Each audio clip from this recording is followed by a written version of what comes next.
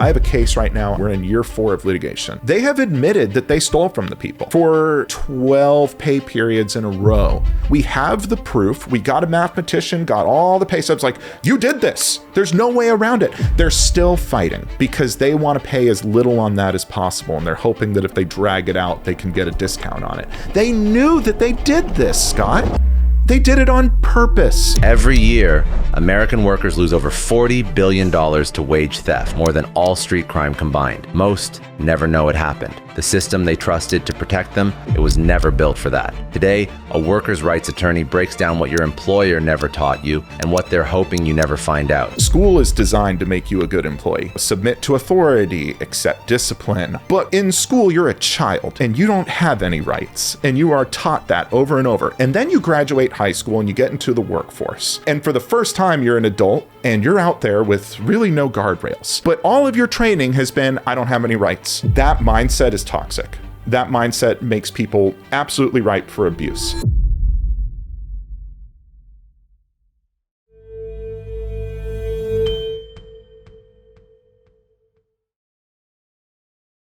Okay, so your book, Get It in Writing, is available now. What's the one chapter or the one lesson that you wish you had as a 20-year-old? That is a really good question. I mean, it starts off with know your rights. That's part 1, okay? Because coming up in school, we're always taught to be good workers. School is designed to make you a good employee. They tell you, submit to authority, accept discipline, always be honest with the teacher, do your homework, do it on time, go the extra mile. But in school, you're a child and you don't have any rights, and you are taught that over and over. And then you graduate high school and you get into the workforce. And for the first time, you're an adult and you're out there with really no guardrails. But all of your training has been, I don't have any rights. I have to do what the authority figure tells me. I have to work hard and then maybe I'll get a gold star. That mindset is toxic. That mindset makes people absolutely ripe for abuse. And I carried that mindset from high school into the workforce. And I was so scared all the time, Scott. I was so scared that I tolerated low pay, unpaid hours, abuse, harassment, bullying, even getting hurt at work and not reporting it. And it's because I was so afraid. I was afraid to speak up. I was afraid that there was nothing I could do to make life better for myself. So really, and it's a broad question, just knowing the basics. Part 1, know your rights, is where I take all those blinders, all that bullshit we were taught for years, and I rip it off and say, no. We don't have the best labor code compared to other developed nations. We don't have as much as we probably should have, but we have something. And if you know how to use it, you can live better at work. I wish I had that in my 20s. I wish I had this in my 20s. I tell a story about my first day working on the ambulance and how it was just an absolute clusterfuck. I showed up on time, and on time was late, and it was a whole disaster. But that ambulance company, they didn't pay me for overtime. They made me clock out for breaks, and I didn't get breaks, and I just took it because I was so scared. So I wish I could give part 1 of this book to myself in my 20s. It would have made life a lot easier, and it would have made me less afraid. Man, life is hard when you're living in fear day to day. And so one thing, if I was to say, apart from helping people know their rights, protect their money, protect their health, embrace their power, that's the big message of the book. The one big thing is I hope this book helps people not be afraid anymore. You don't have to be afraid of your boss. You shouldn't be afraid of your boss. You deal with a lot of cases of truly horrible people in the workplace, but we can talk about those people later. Those people. We'll talk about those people later. But when somebody goes into a job, in your mind, do you believe that the average company does its best, or do you believe that the average company is usually trying to get and what I mean by this question, because if you are afraid, sometimes when you go into a company, you will not advocate for yourself, even though if you asked for certain things, that company would be more than happy to give it to you. Or is that not your responsibility? Is that the responsibility of the company to tell you what you should and shouldn't do and give you a psychologically safe environment? That is a fantastic question, and it has a lot of layers. So if you want to go on a little journey with me, let's peel it apart. The first thing I would say fundamentally, on a moral basis, initiative should lie with the more powerful party.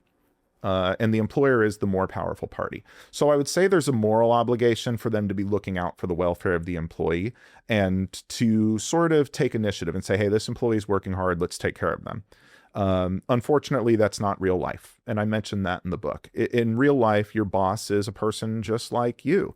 They're trying to advance their career. They're trying to hit quarterly targets. Maybe they're stressed about making payroll or whatever it is they're dealing with. And your hopes and dreams and fears and insecurities just don't factor into that equation for them. That most bosses, they're not necessarily malicious. They've got other shit going on. Personal shit too. Yeah, exactly. So it's not that like, oh, all bosses are terrible, horrible, they're out to get you. It's that a sort of benign negligence where it's just, you're not the center of their universe. And so you asked, is the average company trying to take care and do their best, or are they trying to get the most from you? I think the average company is trying to extract as much labor for you for as long as possible, for as little cost as possible.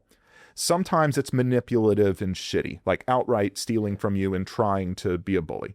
Sometimes it's just they're stressed, they've got other shit going on, and if you don't ask for a raise, you're not going to get one because they're like, hey, Ryan's fine. He's doing his work. He doesn't make a lot of noise. He's keeping his head down. He hasn't asked for a raise, and why are we going to incur more costs? He hasn't asked for a vacation. Why even bring it up? So it's not so much that I think all companies are out to get you. I think more accurately, most companies are not necessarily looking out for your best interest. Just, it's not a high priority for a lot of them.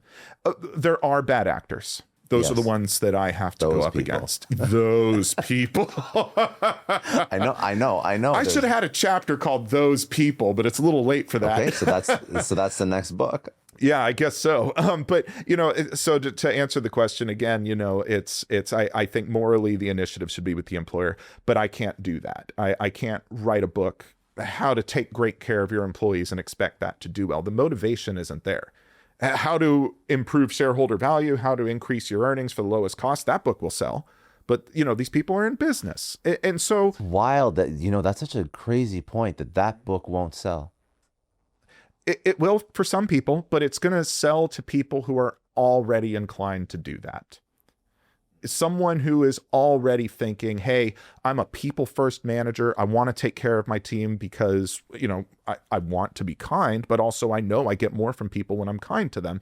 That person is already doing their best. So if I wrote a book saying how to take great care of your people, they'll buy it, but I'm not changing any hearts and minds.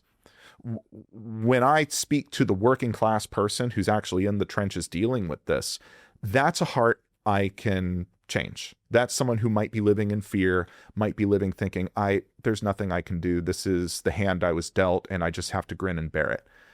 I want to show that person you're entitled to a certain level of respect and dignity at work. And that's a heart and mind I can change. What about the biggest companies, the Googles and the Metas? Are they not doing anything different? Because I would have thought, I just have this rose-colored view of the biggest tech companies on earth, and I'm sure that many people they're horrible. I would have thought, coming from a corporate background, that those companies would have been the most forward-thinking, the most employee-focused. We've got to retain the best talent. These are the companies that are giving the unlimited vacation. But outside of these, just a comment on unlimited vacation, it seems more of like a perk that is not properly deployed in companies. But these companies do retain incredible talent. And I think that some of them at least do it through being an employee first organization, or at least you can't retain like a great developer if you have all this competition trying to steal them away from you. And if you do need the best of the best, I think some of these companies have to default to caring and advocating for their employees, or they just leave. You would think so. It depends on the situation. I love your questions because they're all onions. There's so many layers to peel back. Because I'm very curious about this topic because, again, most of the questions that I'm asking are coming from the fact that two things are probably true at the same time. And that's something I want to point out. So, if we're talking very generally, big companies don't give a fuck about their people. That's my general impression. Most of these big companies do, can I cuss on this thing? I'm so sorry. Do not give a fuck about their people. They care about their key executives, how much bonus their key executives are making, and their shareholders. Shareholders come first most of the time. They'll freaking crucify an executive, even a star executive, if it makes shareholders happy. It's true, yeah. And that's the reality of living in an ultra-capitalist society. Shareholders come first. And workers pay the price. Now, there are companies that try to have this more forward-thinking, people-first culture. They try. But in any large organization, that's going to come with varying degrees of success, depending on who your regional and district, leaders are. I'll say as a general rule, generally, don't have a lot of problems with Costco. I don't get a lot of complaints about Costco. Yeah, very interesting. It's not a big tech company. Not a big tech company, but and I'm not saying that I've never had an employee come to me with a problem at Costco, but just generally. That said, shout out to Costco. That said, wage theft is the costliest crime in the United States.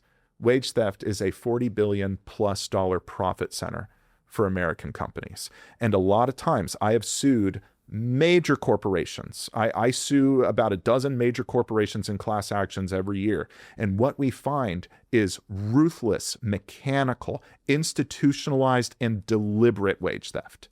They are making a gamble. They know that we can have oppressive policies that force people to work through lunch breaks, that force people to take unpaid overtime. They're in boot up time, so we get a free 15 minutes from them here. They're too scared to take their time off because we have ruthless metrics and we're turning people over all the time. Unlimited there we vacation. go, unlimited PTO. I got big opinions about that. But no, it's very important that we understand what a problem wage theft is, because this is part of that sort of trick that I think corporate propaganda has done. There's a lot of employees are hyper vigilant. Like, that person's not working as hard as me. I better get paid more than them.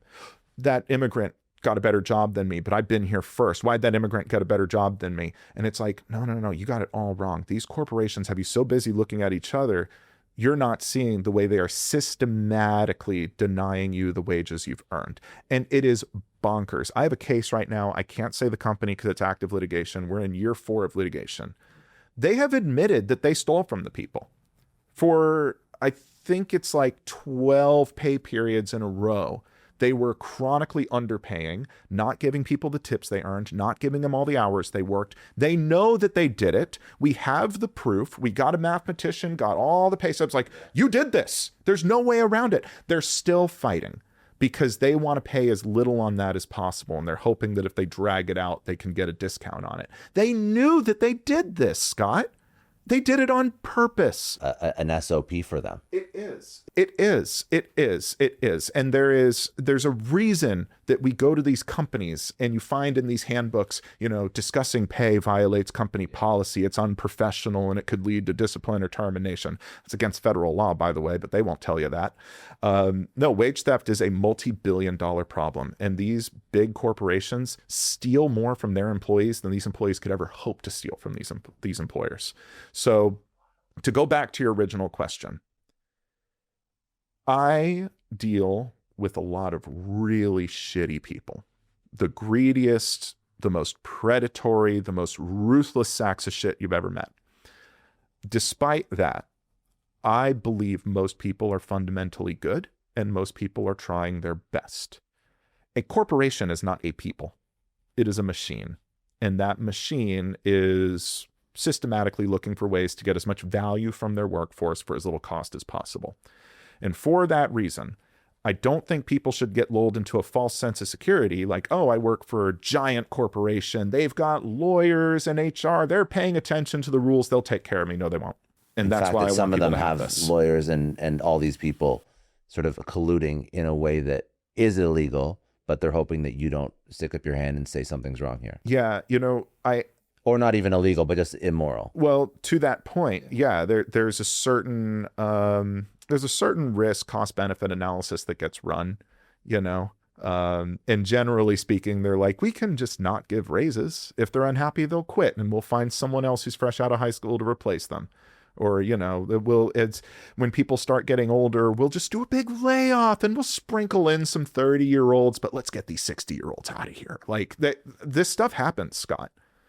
I've dealt with enough of these cases. I've done enough discovery. I've interviewed these people. I've put them under oath. I've deposed them. There is a systematic institutional equation that these companies are following. And for that reason, what's the point of all of this? It is a huge mistake to simply trust that your boss or your employer is always going to look out for you and try to do the best thing. A lot of times they will, a lot of times they won't. Sometimes it's malicious, like the scenario we talked about the past few minutes.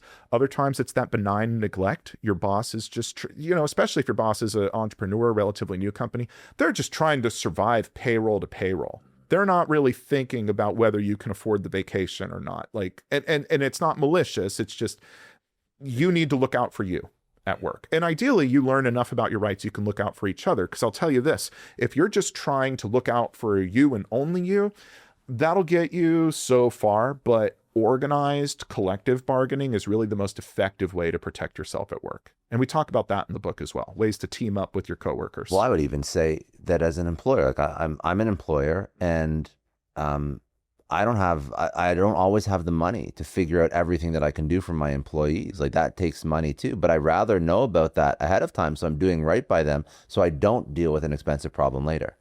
I'm with you. I mean, I'm an employer too, small team. And sometimes that happens to me too. Like I really try to be the best, most generous, most flexible place to work. And it's so, the highest compliment I get is every once in a while, one of my staff will say, "This is the best job I ever had." And that makes me almost tear up. Like, cause you get it, dude. It's a lot of people who are in that entrepreneur space. We want to flex and act like, yeah, we got this figured out. We make tons of money. Everything's easy. I've had seasons where I was like, fuck, how am I going to get through 2 pay periods? I've got enough money for 1. Where's it coming from? I recognize the stress that a lot of smaller employers especially go through. So that's why I say there's this sort of benign neglect where it's like, it's not that they're out to get you. It's that you're just not the center of their universe. The stress is hell about other things. Yeah, and it's good to know your rights and know what's available too, because sometimes there's more to it than money. Maybe your boss literally cannot give you more money, but maybe they can give you more flexibility. I mean, when I started my practice, we were full remote very early on. And a lot of that was by necessity because we founded the firm during COVID time, which was crazy. But we kept it that way because it was so popular and everyone was just so motivated and happy. Work was getting done. Why would we change it? And that really helped because when we were first getting up off the ground, I didn't have very much money for raises and bonuses and stuff, but I could offer flexibility. Mm-hmm. I remember, you said something that made me remember one of my favorite bosses, who I've spoken about him a few times on this show, but he has no idea that I keep referencing him. But anyways, he was an entrepreneur. He built a company. He couldn't do in Canada, we have RRSP matching, and same as like 401k matching. So for your pension, because traditional pensions really don't exist the same way they used to, like whatever at all. Like the way my dad used to have, 70% of his best years. That does, anyways. Yeah. So as opposed to, setting up a pension for his 50 employees, which he could not do. He didn't have enough money to do that. He would actually do lunch and learns, teaching people how to invest and build wealth and figure out how to go into for example, a Vanguard ETF or the S&P 500 and teach sort of financials to people and investing. Yeah, what to do with the money. Like I can't quite afford to match you, but I can show you how to actually invest. I respect that. I remember with my practice, it was a while before we do it now, and I'm really proud of it. We have a really generous matching program, which I'm really excited about. Yeah. But I remember when I first was like, okay, I think we can afford it. Here we go. It's going to be expensive, but this is for the team. And I was scared when I did it because look, entrepreneurship, it has ups and downs. You know this, especially in my field of practice where I have a really awesome business model. You're going to want to steal this, folks. This is a great business model. I do a bunch of work for free. I incur all the expenses. I only get paid if I win. And if I lose, there's no recourse. Great business model. Yeah, that's stressful. Excellent.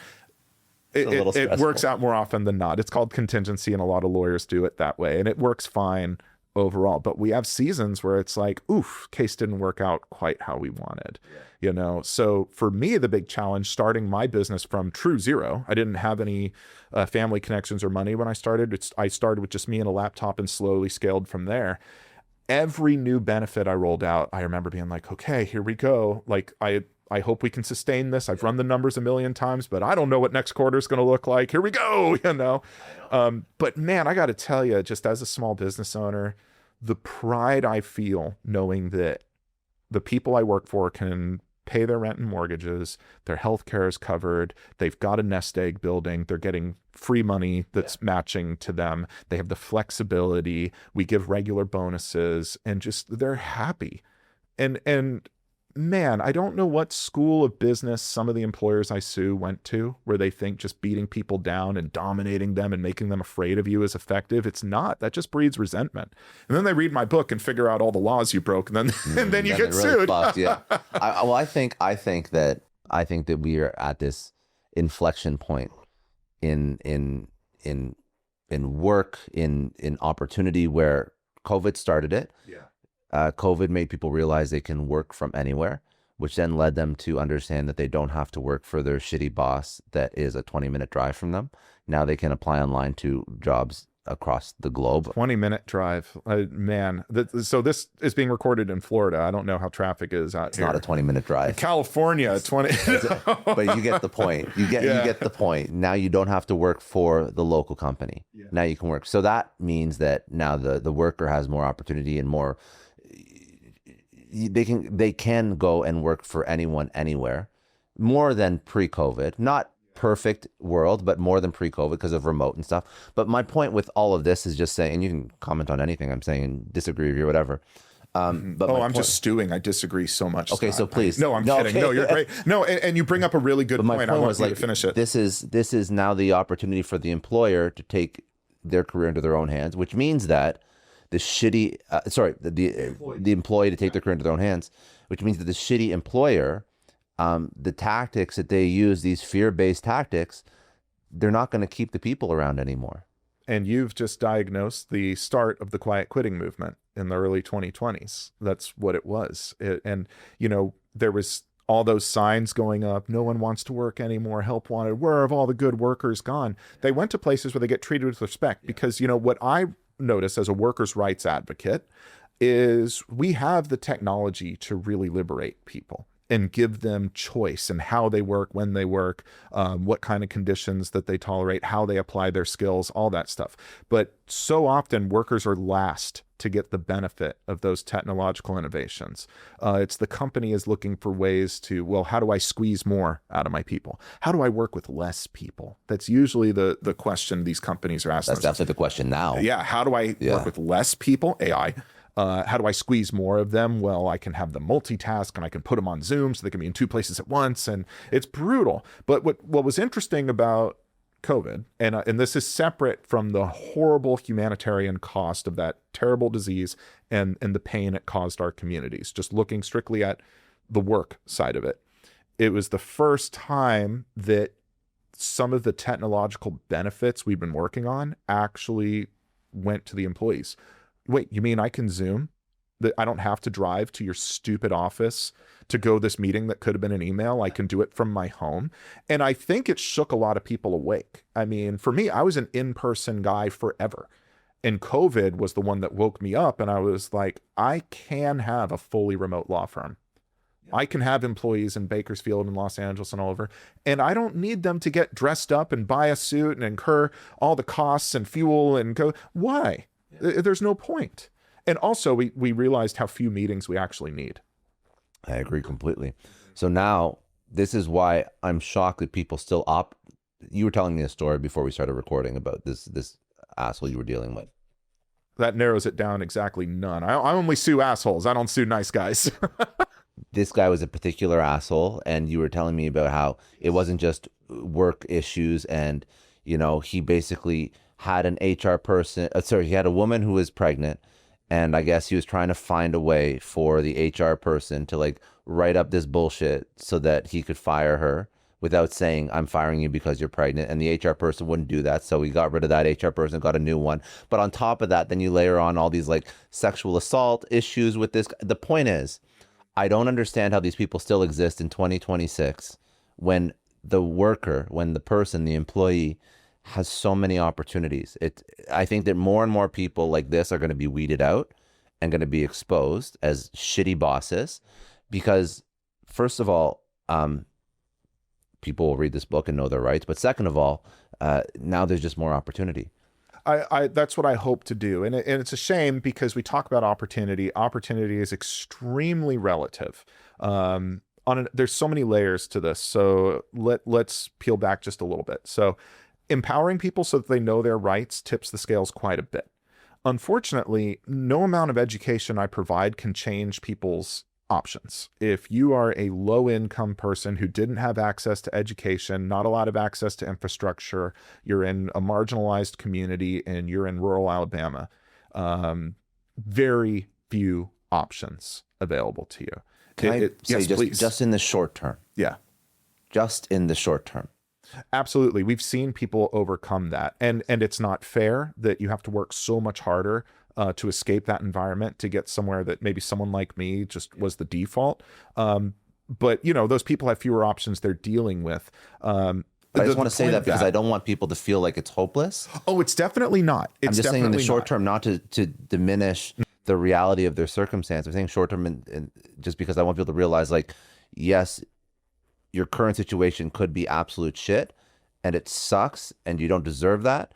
But with proper education and action compounded over a period of time. Yeah, let me clarify what I said. No amount of education is going to change the options dealt to you, is what I meant. There's no amount of workers' rights education that's going to change, like, hey, there's two employers in town, they're Dollar Tree and Dollar General. I can't fix that for you.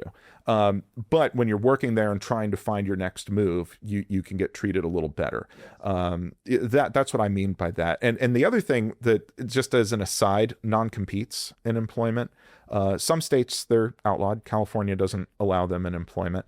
But most of the country, they're still allowed. And that's one of the things that I write about and I want people to understand, because what we're seeing more and more is non-competes used to be something you give to a high-level executive. Like if you're KFC and you've got this team of executives and they know what the 11 herbs and spices are, non-compete, NDA, like trade. I guess that makes sense. Protect your shit. Yeah. But what's happened more and more is employers figured out, wait a minute, I'm a fast food restaurant in a rural area. There's not a lot of options here, but I don't want to get into a bidding war for who's paying the highest wages. So if I make all these entry-level people sign non-competes so that they can't go work for the other guy, even if they offer more money, they're stuck with me and I can be the biggest asshole ever. And what are they going to do? They got to non-compete. So helping people navigate those is part of the book as well. There are structural hurdles in employees' way that employers will throw up to make it harder for them to leave and find a better deal. And we want to fight against that. Are non-competes? I thought there was a thing about non-competes not being legal at all. Oh, a simpler time. Yes. And I'm like the layman. I'm so ignorant. No. I'm so glad you brought it up. Do you want to go down this road real quick? Not yet. Okay. Soon. But yes. I first want to just ask. Headline: non-competes are still legal in most of the United States. Okay. I want to understand them. And I want to go through like the main things that people deal with based on some of the cases that you've taken on and just your experience. I just need to ask, the title of the book is called Get It in Writing. What do you mean by get it in writing? Ultimately, when there's a dispute at work, and not just a lawsuit, I mean, hey, you dropped the ball. You didn't meet this metric. I don't know if your performance really merits this raise right now, or I don't think your bonus is this amount. The paper trail is king. Typically, whoever has the best paper trail wins. And I say it's frustrating for a lot of people. It's not always about who's right at work. It's about who's most credible. And you build credibility by being able to back up your position with some kind of evidence. An email thread, a work summary, a pay stub, a performance plan. Believe it or not, even negative performance plans can help you in some cases. And we can talk about those outliers if you'd like. But fundamentally, I want people to take control of the narrative at work. Build a paper trail. Learn how to document the important events at work in a way that you can advocate for yourself. Because if you go to your boss and say, hey, boss, it's been a while, I need a raise. And your boss goes, I just gave you a raise.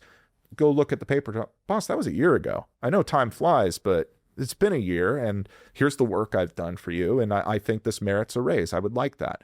A lot easier when you have a paper trail than just relying on people's memory.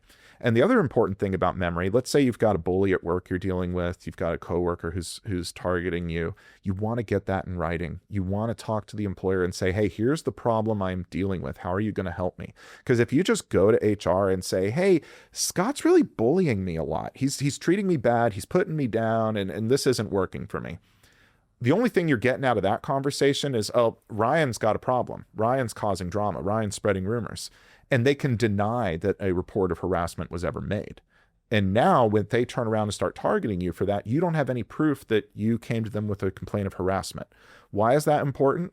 Because unlawful retaliation is something you can protect yourself against, but not if you don't have any proof. So that's the core takeaway. A lot of this comes down to what kind of paper trail, what kind of record do you have at work? And it's not just about lawsuits. Again, so it's knowledge plus, this is like, I'd say self-advocacy. Part of it is like understanding what you got to do to advocate for yourself first. If I may, let's see. It is your book. So. It is, well, it was a gift to you. I have a few in here. You better sign that after too. I'll absolutely sign. So like here, I have a sample email template reporting unpaid wages. This is get it in writing. This is your paper trail. It's not good enough to simply go to your employer and say, hey, boss, my check was short. We'll get you fixed. We'll talk to payroll. We'll get you fixed. No record, anything happened. Yeah. And it's just going to sit. And I have people who come to me and said, I reported missing wages 6 months ago. Nothing happened. Like, do you have a paper trail? Did you put it in writing? No. Of course nothing happened. There's no proof that conversation happened. There's no proof you're missing anything. Your boss isn't motivated to act.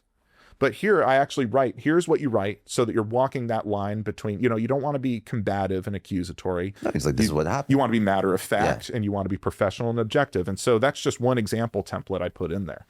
AMP is a success story partner. Now, most people don't fall off their fitness routine because they're lazy. They fall off because life gets in the way. The gym is a 30-minute drive. Equipment takes over your living room. Some days you got 20 minutes, not 2 hours. AMP fixes that. It is the smart home gym that actually looks good in your space. It's sleek, it's premium, barely takes up any room. Here's how it works. There's one smart dial that controls all the resistance. You twist it and the weight adjusts instantly, and that's your entire setup. You pick a workout, 5 minutes or 60, and the app walks you through it step by step, like having a trainer right there with you. There's over 500 movements. There's strength, there's HIIT, there's Pilates, there's yoga, there's mobility, and it keeps things fresh so you actually stick with it. And that's the real win, right? It removes the friction. There's no more commute, no waiting for equipment, no excuses. You just show up in your own home and you go. If you want fitness to feel simpler, check it out. Go to amp.ai, use code SuccessStory. That's amp.ai, code SuccessStory.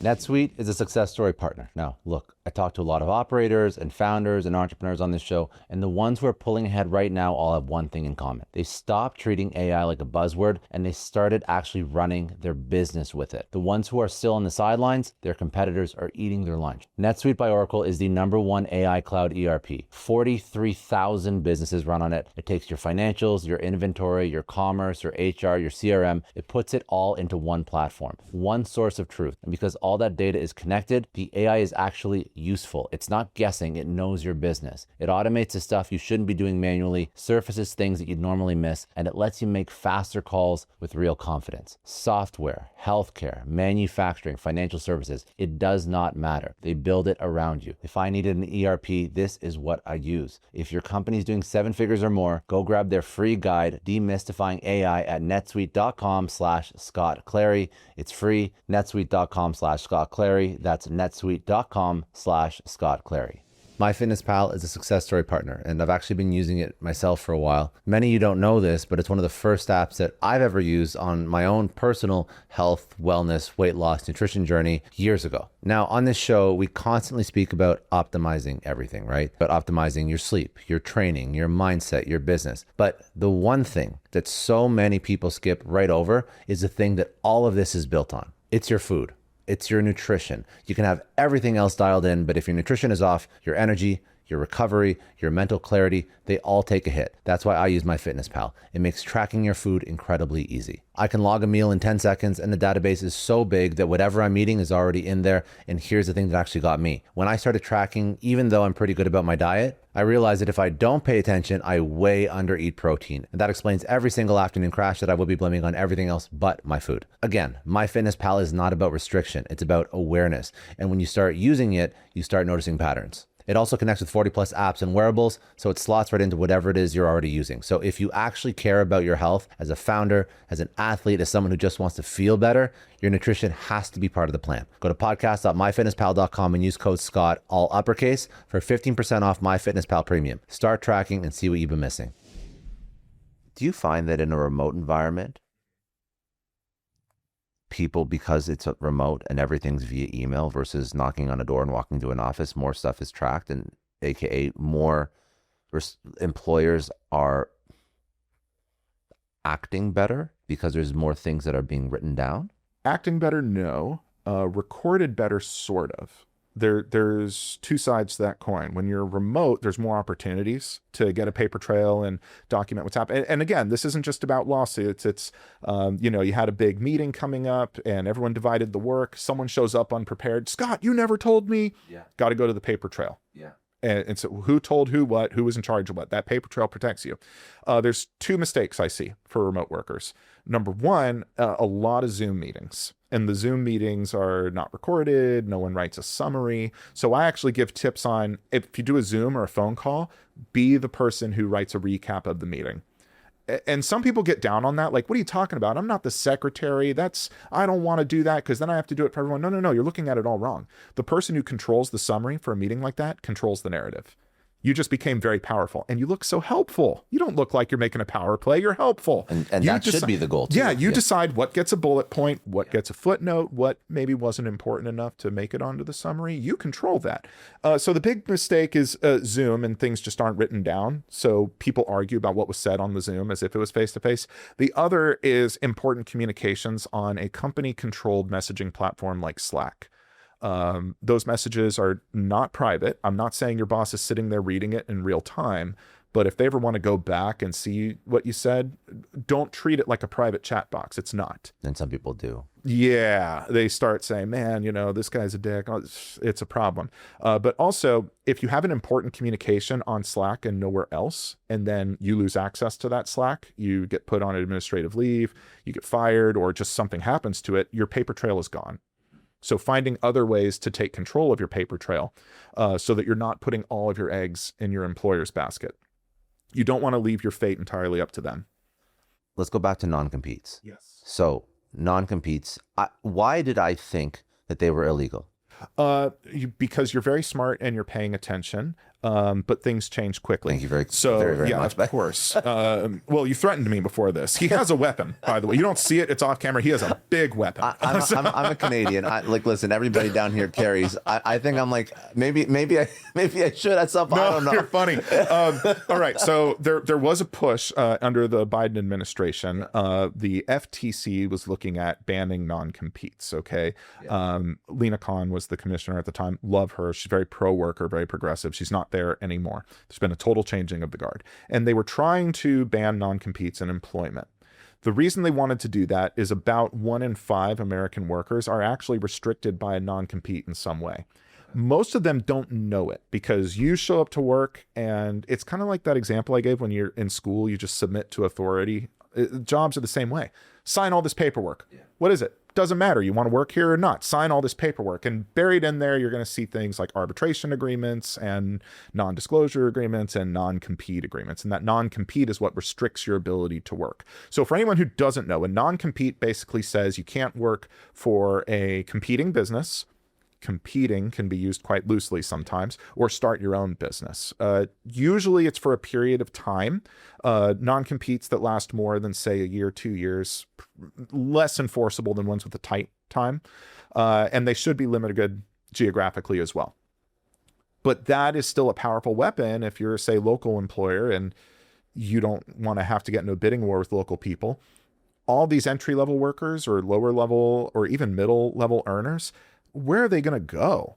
you just locked them in to where they can't go to another place that pays better and offers more opportunity, not without incurring tremendous risk and cost on their part. And if they do it, if they do say, wow, the place across the street's offering $2 an hour more, or the place across the street's offering medical, I want to go there, they can be sued for breaching the non-compete.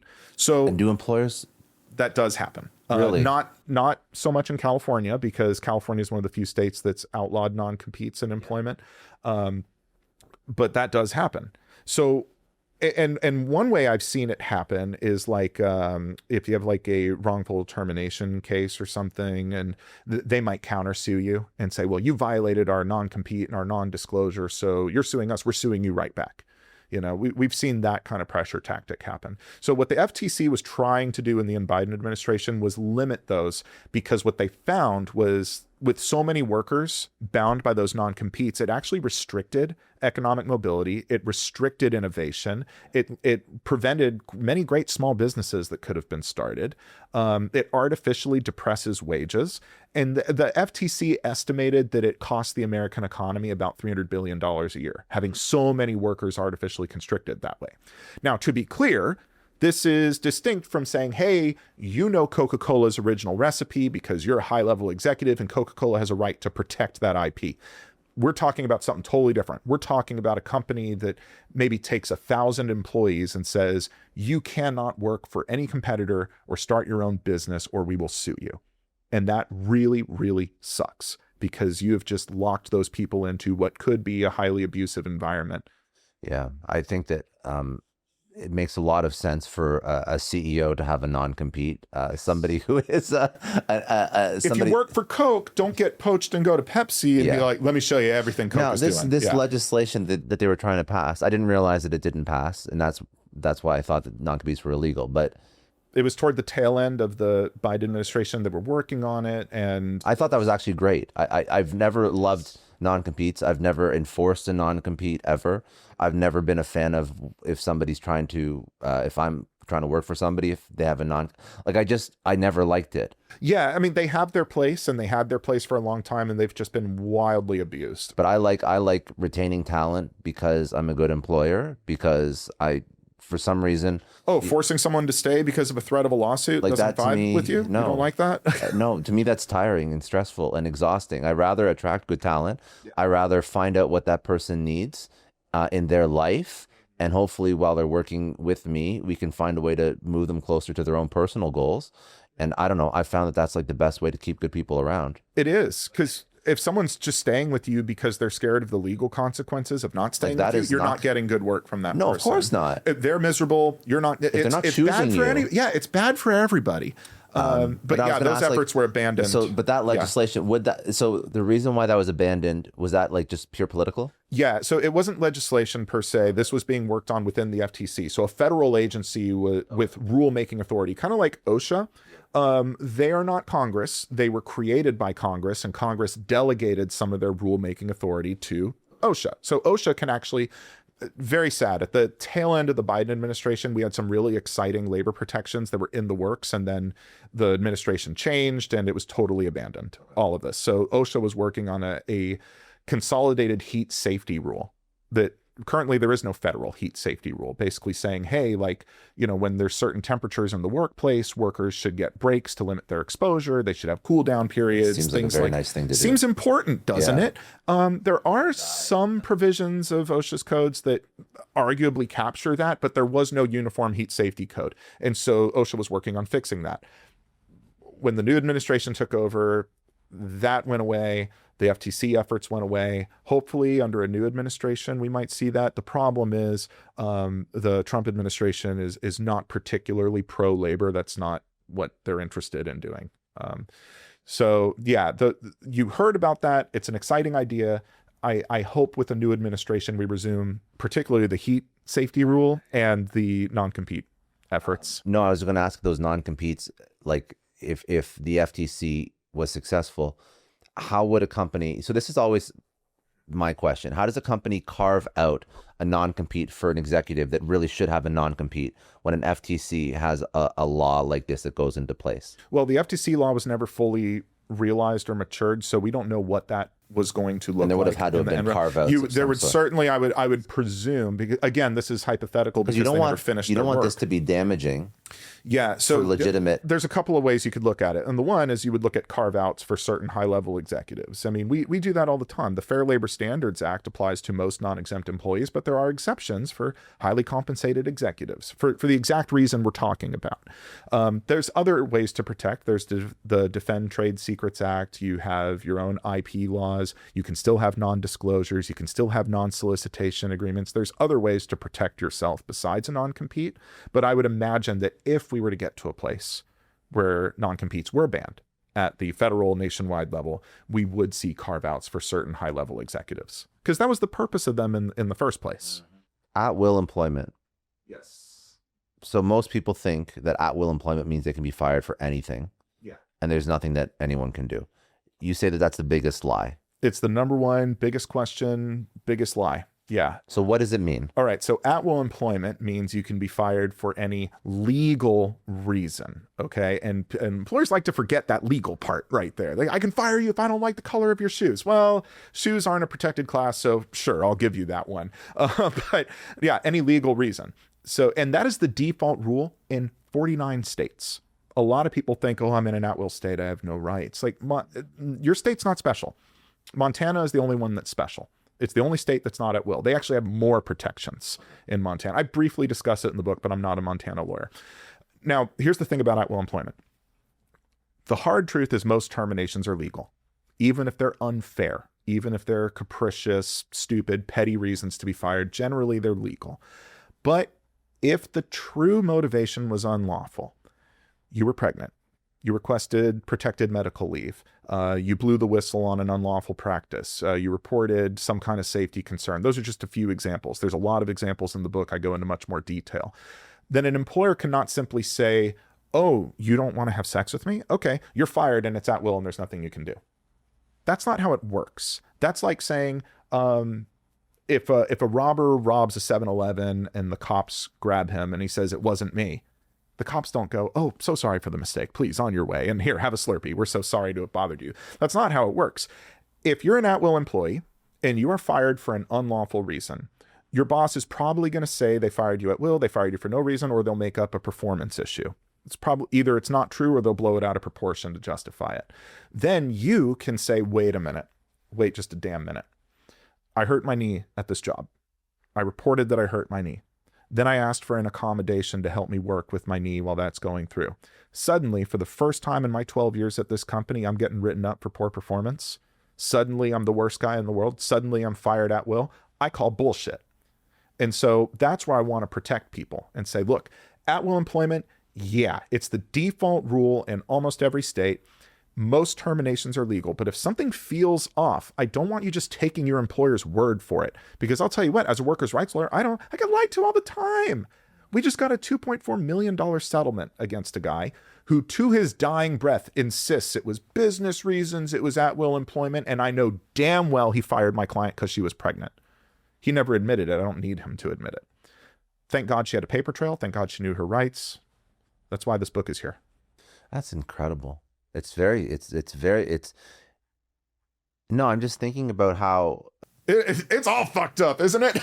so an employer, what they will do is they'll, under the guise of at will, they'll just start to make up shit after. And I guess my question more for you as a lawyer, how do you prove this stuff? Is really my question. It's like, if they have a 12-year track record of perfect work and then they hurt their knee and then the employer's like, well, your performance has been lacking lately, that's a little bit easier to prove. But for people that are listening to this, I think the biggest hesitation is that they don't feel confident that they're going to be able to prove that their performance is or isn't at par. And then they probably don't voice, hey, this feels off. Excellent point. I'm glad you brought it up. Because they're going to get to their own head about the performance, right? So you hurt your knee, and then all of a sudden, 4 months later, the employer's like, well, your performance isn't, as good as it used to be. And as humans, we're so proud of our work. So I think that we start to believe it. to a degree. I mean, Well, this is like- certainly in the United States, we tie our identity to our career so much. So whenever something goes wrong at work, like getting a negative performance review, it's a gut punch to a lot of people because we tie so much of who we are to our work and our work ethic and our success in our jobs that when someone tells you like, hey, you're suboptimal, you're a 3 out of 5, hey, we're putting you on a improvement plan, it feels like an attack. So let's do this because you brought up an excellent point. You do not need to be a perfect employee to overcome the at-will presumption. Now, let me be very clear. If you are fired for a petty, unfair, unreasonable reason that wasn't actually illegal, that's just life. And I have a section on negotiating severance and bouncing back from that kind of thing. I even have, it's this band right here. That's your, in case of emergency, turn to this page. It's the gray. Love that. That if you get fired, you turn to that page and I'll tell you step by step. All right, you got fired, even if it was legal. Let's say you don't have a case. That's fine. Here's how you handle getting fired. In case of emergency, open to this page. There you go. All right. But you brought up a great point. You don't have to be a perfect employee to prove that it was illegal. I mentioned earlier that a bad performance review can actually help you sometimes. I had a case. My client reported that he was not getting paid correctly. They had him on a salary, but the salary was too low and his work duties didn't meet any exemption. So he was actually entitled to rest breaks, overtime, all that stuff. He wasn't getting it. He reported it. Then they started writing him up and they fired him. But this is what's so interesting. They wrote him up for sleeping on duty. He was night shift at this establishment. I don't want to give away too much. He was night shift at this establishment. He slept. Well, he had been written up a few times for it, and never had he been fired. Suddenly, he reports missing wages. Now they want to fire him for this? Yeah, so the reason that, and there's actually another case in here about a Kaiser nurse who won a $40 million verdict for retaliation, harassment, wrongful termination, and she had been written up for some little lapses in judgment, nothing serious, just, hey, we're writing you up for this and that. When the company tried to say, oh, we wrote you up for these violations, and that's why we fired you, as a lawyer, I go, wait a minute. Before the protected activity, before this person requested an accommodation for a disability, before they got hurt at work, before they reported missing, before all that, yeah, you didn't love this and you wrote them up, but you never fired them. Suddenly they do the protected thing and now it's a terminable offense? I wonder what really happened there. You don't have to be a genius to figure that out. So, and that's why your paper trail is so damn important, Scott. You have to be able to take control of the narrative because, if they want to push you out, they're going to say you're too slow, you're not performing anymore. Going back to the hurt knee example, I'm a little slower because I hurt my knee. Thank God I knew my rights. I requested an accommodation in writing and got approved for an accommodation. Part of your accommodation might be more reasonable metrics that you're measured by, accounting for your disability. You can still be a productive worker. And that makes it harder for them to say, oh, your metrics are just so terrible. Here's another example. I had a retaliation case for someone who was on maternity leave. They fired her 2 or 3 months after she got back from leave. The official reason was she had a decline in all of her accounts. Like she wasn't selling the way she was supposed to. And they had real metrics. They're like, oh my God, she fell off a cliff. They took her leave time, her 3 months, and factored it into that assessment. So the time that she was on protected leave, not working, they factored it in and said, look how terrible your numbers are. So now they're padding the numbers. Exactly. Yeah. Extremely dishonest. And here's the thing. You might hear that and go, that's preposterous. Why would they make that argument? Well, they didn't think they'd have to deal with an actual educated professional. Oh, so they thought that that was going to be enough to be like, hey, let's tell her she sucks. Let's throw some numbers, show her sales are bad, and then just get rid of her because we don't like dealing with these FMLA leave things. And they're hoping that they can scare someone enough and that they don't know enough about their rights. Most workers don't even know that they can get protected leave, let alone that they can be protected from retaliation when they come back. It just so happened that person followed me on Instagram and knew a little bit about it, so they were able to ask for help. Listen, I also have on the other side of this coin, I know that I think you've said on podcasts before, you're like, you want to advocate for the worker because everybody advocates for the worker and the devil has enough advocates or something like that in terms of... The devil has enough advocates. Yeah, that's why I never played devil's advocate. Yeah. But I just want to ask from an employer perspective, say somebody is really not, say you are like not a behemoth corporation and you are an entrepreneur and you are now scared to like fire somebody who's not performing. What do you have to do to make sure that you do it ethically, legally, properly?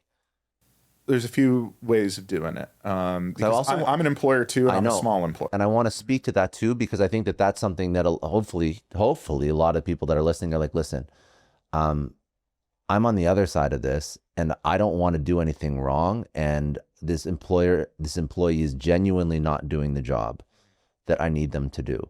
And how do I navigate this properly so I don't have to deal with documentation? Is good for everyone. Get it in writing is good advice for everyone.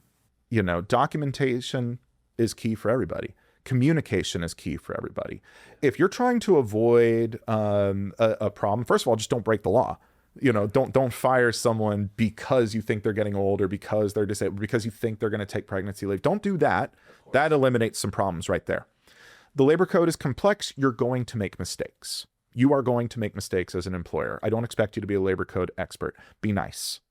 Be reasonable. Be nice. And then most employees, if you make a mistake, you're like, Scott screwed up, but dude, he's always honest. He's always doing his best. Let it go. Generally, I don't sue employers who people like, you know what I mean? But also, again, it's at will. You have the right to let people go. There's no law that says you have to keep an underperforming or bad employee. You just can't make up a bullshit reason to try to get away with breaking the rules. So if you're trying to get rid of an underperformer, document the underperformance. Be specific. Don't just say, oh, your communication's bad. Oh, you did this. Be specific. Say, on this date, we gave you this assignment. It was due at this time. You did not communicate with us. You did not ask for help. The due date came. Last minute, you're asking for a 2-day extension. It doesn't work that way because the client deliverable was on this day and you never communicated with us. See how much better that is than just, oh, poor communication. Communication 2 out of 5. Yeah. Being specific. And what's cool about that is the employee is going to be like, fuck, you got me. I messed up. I'm sorry. And then you get to make a judgment call as the employer. Do you see promise in this person? Like, hey, I was specific. I communicated what the deficiency was. Do I think this person's going to get better? If the respect is there and they seem like they want to do better, then give them a shot, but give them measurable performance, put them on a performance improvement plan and say, look, I want to see you meet your deadlines for the next 3 months. And if you have a problem, I expect some kind of heads up. Don't put us in a situation where we're scrambling to the client telling, you know what I mean? A lot of employers don't have the patience to do that, but it's really the better way to do it. And look, if the respect, good person, if the respect's not there, if they're genuinely slacking off, let them go. It's okay to fire bad employees. And frankly, and this surprises people as the workers' rights advocate. Look, I'm a businessman too. You should fire early and often. If you bring on someone, they were very charming in the interviews, they had the great credentials, and then the first week you're like, oh my God, this person thinks this place is a vacation. Just get rid of them. It's okay. Yeah, because I think that some employers are scared to fire. It's so funny. I go to, I do go to parties sometimes. I'm not entirely a not bore. Always in a suit. No, I go to parties sometimes and I'll have people say like, oh man, these bullshit wrongful termination lawsuits. You're not one of those guys who just files against everyone. No, of course not. I wouldn't do that. I only get paid when I win. Remember, why would I file a bogus suit? I think a lot of employers have this narrative that, and I'm not saying there aren't bad actors. There are bad lawyers out there and there are bad employees who will sue over frivolous claims. That does happen. I don't think it's as pervasive as some people think. Most of the claims are meritorious. I think there's a certain lack of accountability with some employers, if I may say so, where they get sued and just the guy who paid that giant settlement, I guarantee last night he went home and told all of his friends how unfair it was. And this attorney, Ryan, asshole, really shook me down. He didn't give a fuck. Yeah. Because he doesn't have the self-awareness to accept that he made a mistake. Maybe you're not the smartest guy in the room all the time. Maybe you fucked up, dude. So yeah, there are bad actors. Generally, if you're doing your best, if you're being honest, if you're keeping a paper trail, you don't have much to fear. For the employee, shifting back to who matters for this podcast. Yeah. You're going to get fired. You're getting called into a meeting with or the boss and HR. So you're like, okay. No one likes that meeting. No one likes that meeting. What should you do? So you're getting like you are getting fired, Like not someone I'm scared I'm about to get fired. Like but I'm, someone comes to your desk, say, "Hey, can you come into my office?" You look over, you see the HR person sitting in the so office. this is and the reason I ask is because the hey warning shot meeting versus a hey pack your things and go meeting, they're different meetings. Let's do both meetings. Hopefully, again, this doesn't happen to anybody listening, but it will to someone at some point, and it's a very stressful moment for that person. Let's talk about warning shot meeting first, okay? Let's go with the basics. Do not freak out. Do not get angry. Do not get defensive. I'm not saying that what's happening to you is not unfair. Maybe it is unfair. Maybe it is bullshit. Don't scream this is bullshit and crash out. That's going to make things way worse, okay? They might hit you with a write-up, like a disciplinary notice, depending on your mistake, and they're probably going to ask you to sign it.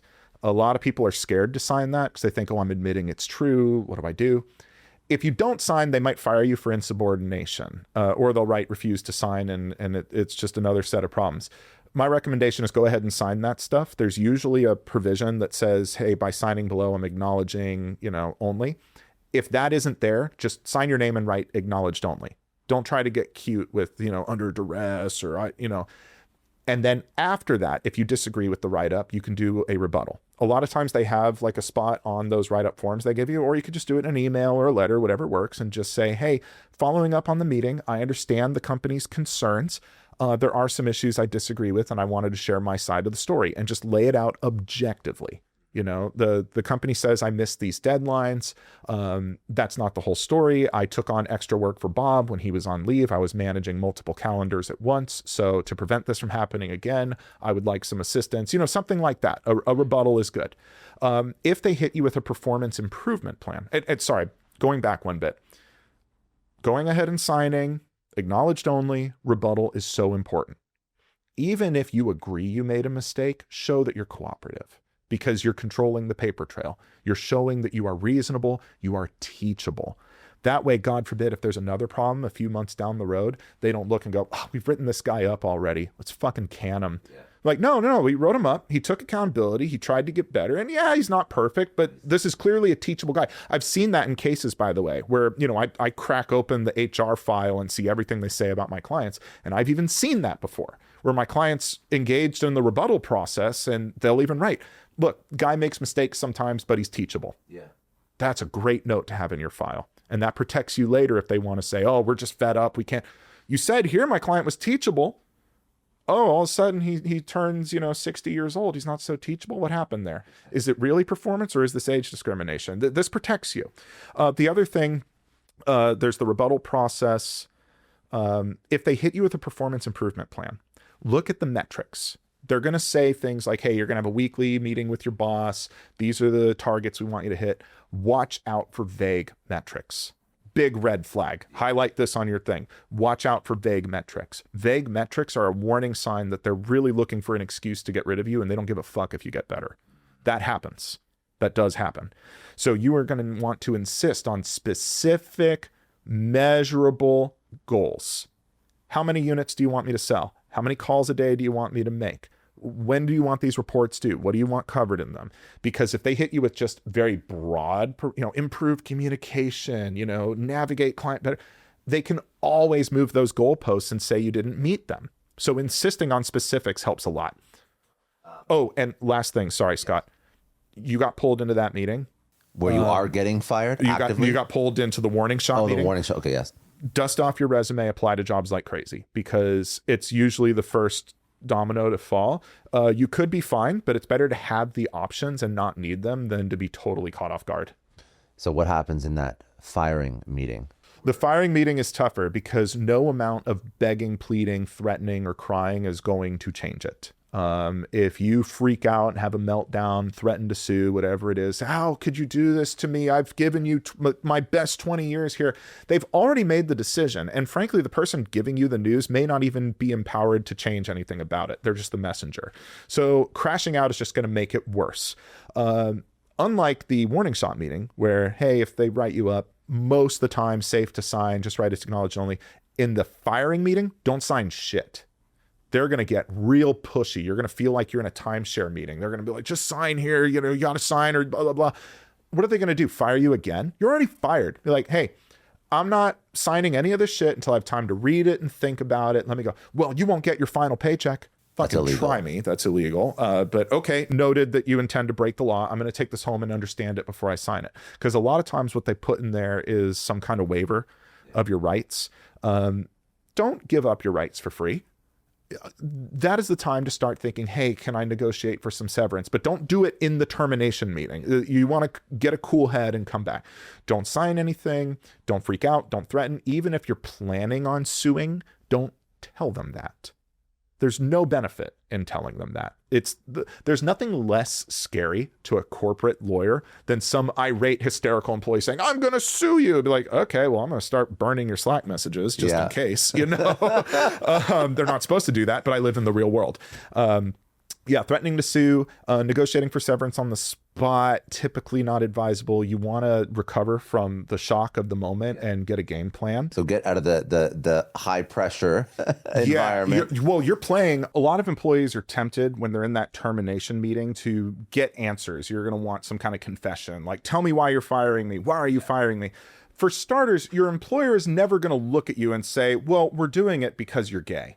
They're not going to do that. Even if the real reason they're firing you is illegal, they're not going to say that. Yeah. So the big mistake, and I saw this once, I worked with someone briefly who came to me. She was wrongfully fired. While she was being fired, she turned on her phone and was secretly recording herself. She put it under the desk, and so all you could see was this upward angle of her just yelling at her employer, like, why are you firing me? You did it because you knew I was pregnant. I'm pregnant and you're doing this. How can you do this to me? You're firing me because... And the boss was like, no, it's not a good fit. You're not coming in on time. You're not like... It was a 20-minute recording, and there was an argument that maybe she was fired because she was pregnant, but watching that recording, she looked extremely aggressive. The employer looked reasonable.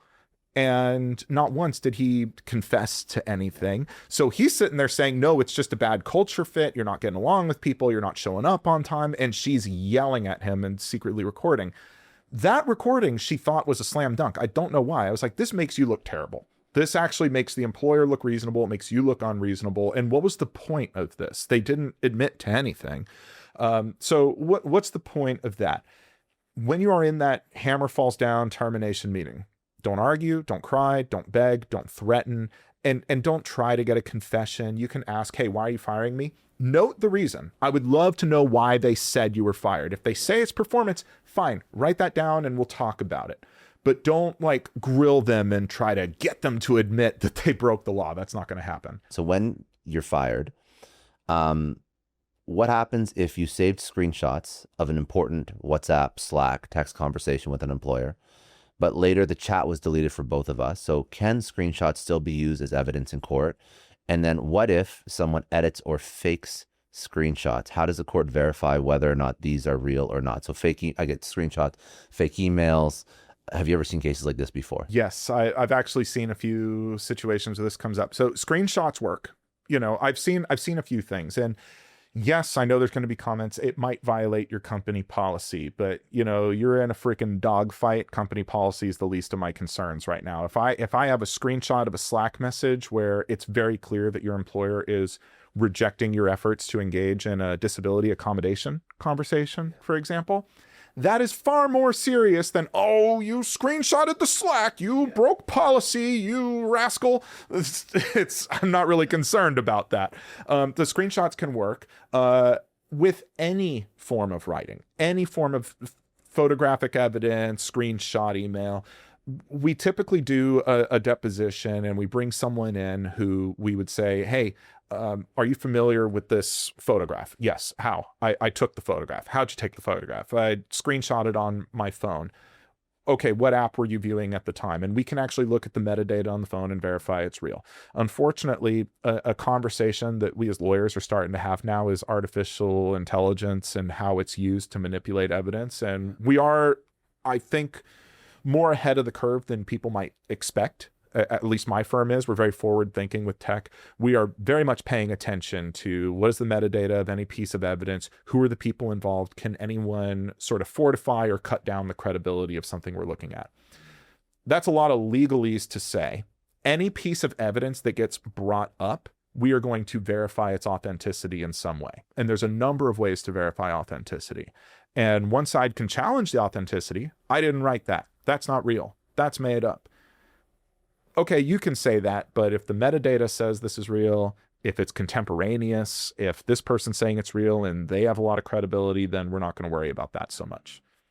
But excellent question. When in doubt, screenshots are great. I've even seen employees, like they had an important email that they couldn't go. They just pulled out their phone and took a picture of the email. Of the screen. I've had that happen. Yeah. And then that fucking corporate dunce will be like, oh, they shouldn't have done that. And I'm like, okay, cool. It sort of helps my case, and no one cares about your stupid policy, but go on. So Odoo is a success story partner. Now, before I say anything else, just let me get the pronunciation right, because they told me that like 5 times I need to get this right. It is Odoo. Odoo. Here's why I actually care about this one. A few years ago, I was running my company with a video editor, one city, a designer in another city. I had a VA overseas. Every Friday night, I was logging into 3 different platforms to pay them. It was different fees, different invoice formats, a Google sheet I was updating at midnight to track who got what. That was my payroll. Odoo is a platform I wish I'd had 5 years ago. It's not a tool. It's basically an operating system for a business. Accounting, invoicing, project management, inventory, HR. There are over 45 applications, all connected, all running on one platform. And here's the part that got me. The same platform that runs your books can also build your website, e-commerce, signatures, the whole stack. It's one login, one source of truth. And the kicker is that the first app is free for life. Unlimited users, hosting included. And after that, one subscription unlocks everything else. So if you are stitching 6 tabs together to run your company, like I think most of us are sometimes, just go look at this thing. Odoo.com, start with 1 free app. Huel is a success story partner. Now, I'll be honest with you, I am terrible at eating well when my schedule gets packed. I'll look up, it's 2 p.m, I haven't even had a real meal, and then I'm just useless for the rest of the day because I'm hitting a wall. So I started keeping Huel around. It's been an absolute game changer. They just launched into Target stores nationwide, which is huge. You can walk right into your local Target right now, grab the Black Edition ready to drink and the Daily Greens ready to drink. The Black Edition, this is a full meal, 35 grams of protein, 27 essential vitamins and minerals, no artificial sweeteners, gluten-free, and it's under $5. I grab one of these in between recordings, done, I'm good for 2 hours. And the Daily Greens is more of a health thing. 42 vitamins, minerals, and superfoods in one bottle. It's developed by a registered nutritionist, 25 calories, 4 grams of fiber, and 1 gram of sugar. I'll have one first thing in the morning. It's the easiest win of my day. Now, 15% off for new customers. Use my code Scott at Huel.com/Scott and do the post-checkout survey. It helps the show. Go to Huel.com/Scott. Code Scott. HubSpot is a success story partner. Now, customers are using traditional search less and less to find the businesses they want to buy from.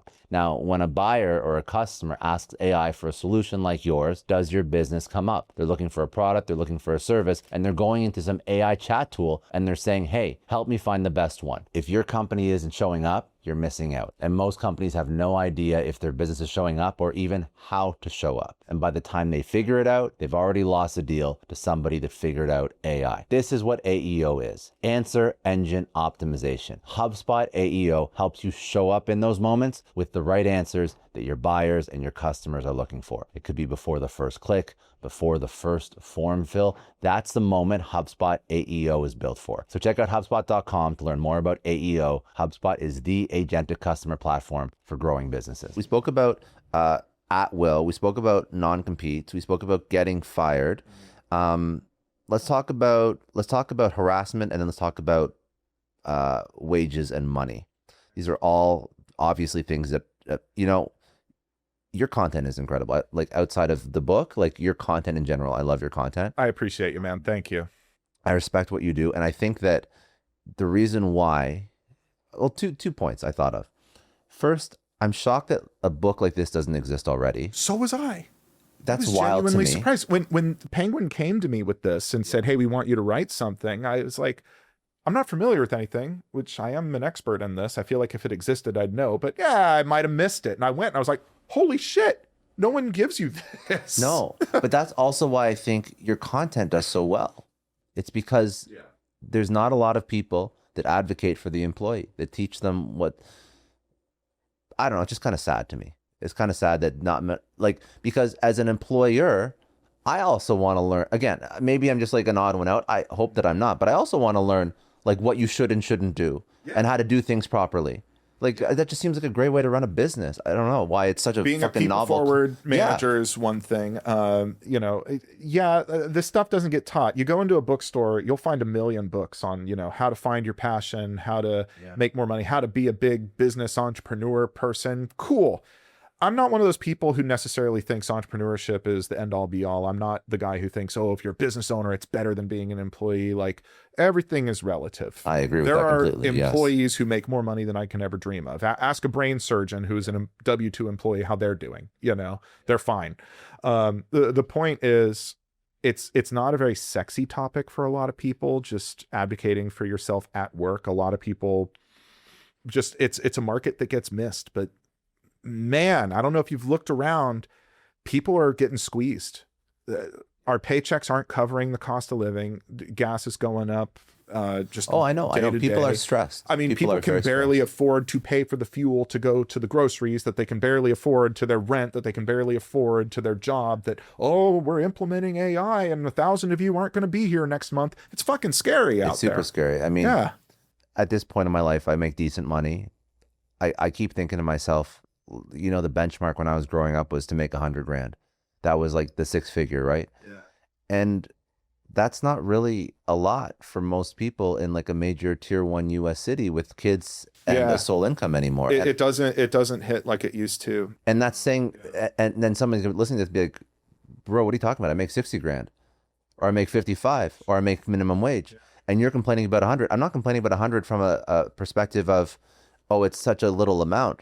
The point is, it doesn't buy anything anymore. It's scary to see 100. 100 used to be this sort of, you've really matured in your career. You've put in maybe 10, 15 years and you hit that sweet management spot that comes with a 6-figure paycheck. And you're like, I'm good. This is what all the bullshit I tolerated for so long and worked for was.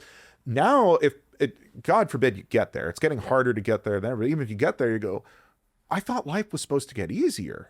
It's not. I mean, it is easier than it was entry level, but you know, now I'm at that age where I need more medical care and I can't afford it on this. Like cost of living, tough. Interest rates. And let's go back to minimum wage. The federal minimum wage hasn't changed since 2009. Has it not? $7.25 an hour. Is that the minimum wage? That's the federal minimum wage. Oh, okay. Now, you'll get a lot of people who get snarky with me. No one I know makes minimum wage. Well, okay, I've never actually seen a bobcat. It doesn't mean bobcats don't exist. So fuck you a little bit. But also, you know, the states are empowered to have their own minimum wage. That's why the minimum wage is higher in California. And then the municipalities have their different minimum wages, you know. So what's happened is, some states have picked up the slack. Other states, Texas is one of them, where they just sort of do whatever the federal is doing. It's still $7.25 an hour for a lot of those people. As a Canadian, what really threw me was when I first, you know, as a young kid, would go on trips down to the U.S. and in Canada, waiters and waitresses and servers, they get paid minimum, like actual, like whatever minute, like $12 or whatever it is per hour, plus tip. Okay. But then you come down to the U.S. and some people, I guess it's legal to pay a server like $3 or something like that. The tipped minimum wage. I love this. If you work for threw tips, me off. Part 2 of this book is for you. I have a whole chapter on tips, tipping, and what your rights are there. So the tipped minimum wage also has not increased at the federal level since the 90s. I think I was 4 years old the last time it was adjusted.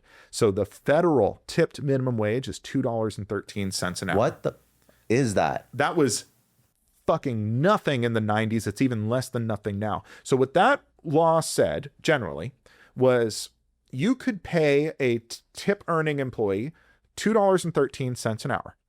And so long as they made at least $30 a month in tips, you could take their tips and apply it to your minimum wage obligation. So you still have to pay the minimum wage, but you get to use their tips to supplement it, which is really a shame because the tips are their property.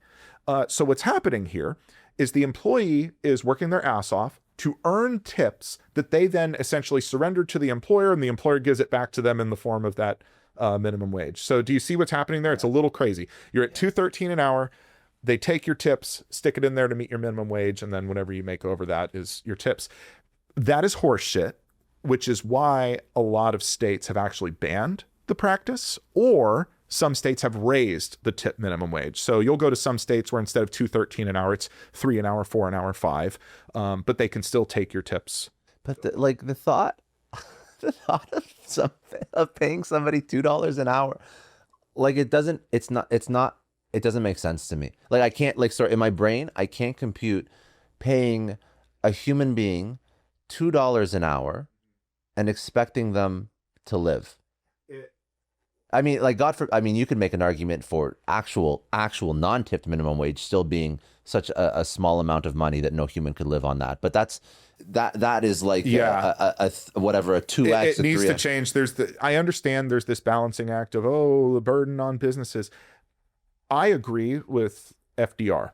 Franklin Delano Roosevelt. I know you're Canadian. He's a very famous American president. I'm kidding. But anyway, I agree with him that no business that relies on paying such low wages has a right to continue operating. If you really can't pay a decent wage to your people, I'm sorry, big hotshot business owner who's so important, do the work yourself until you can afford to pay someone. That's what I did in my practice. I did the work myself until I made enough money. I was like, I can pay someone a decent wage where they can afford to live in San Diego, California. And guess what? Minimum wage doesn't cut it. My lowest paid employee gets $35 an hour plus benefits. That's because we live in San Diego. I don't live in fantasy land where I'm so special and important that I don't have to do the work and I have people for that shit and I pay them nothing. Fuck employers who do that. That pisses me off. If you have a restaurant, you are not above cooking, cleaning, waiting tables. That's your restaurant. Take some fucking accountability for your business. And if you think that, I'm just going to get some kids to do it for cheap. The minimum wage was never made just for kids in high school.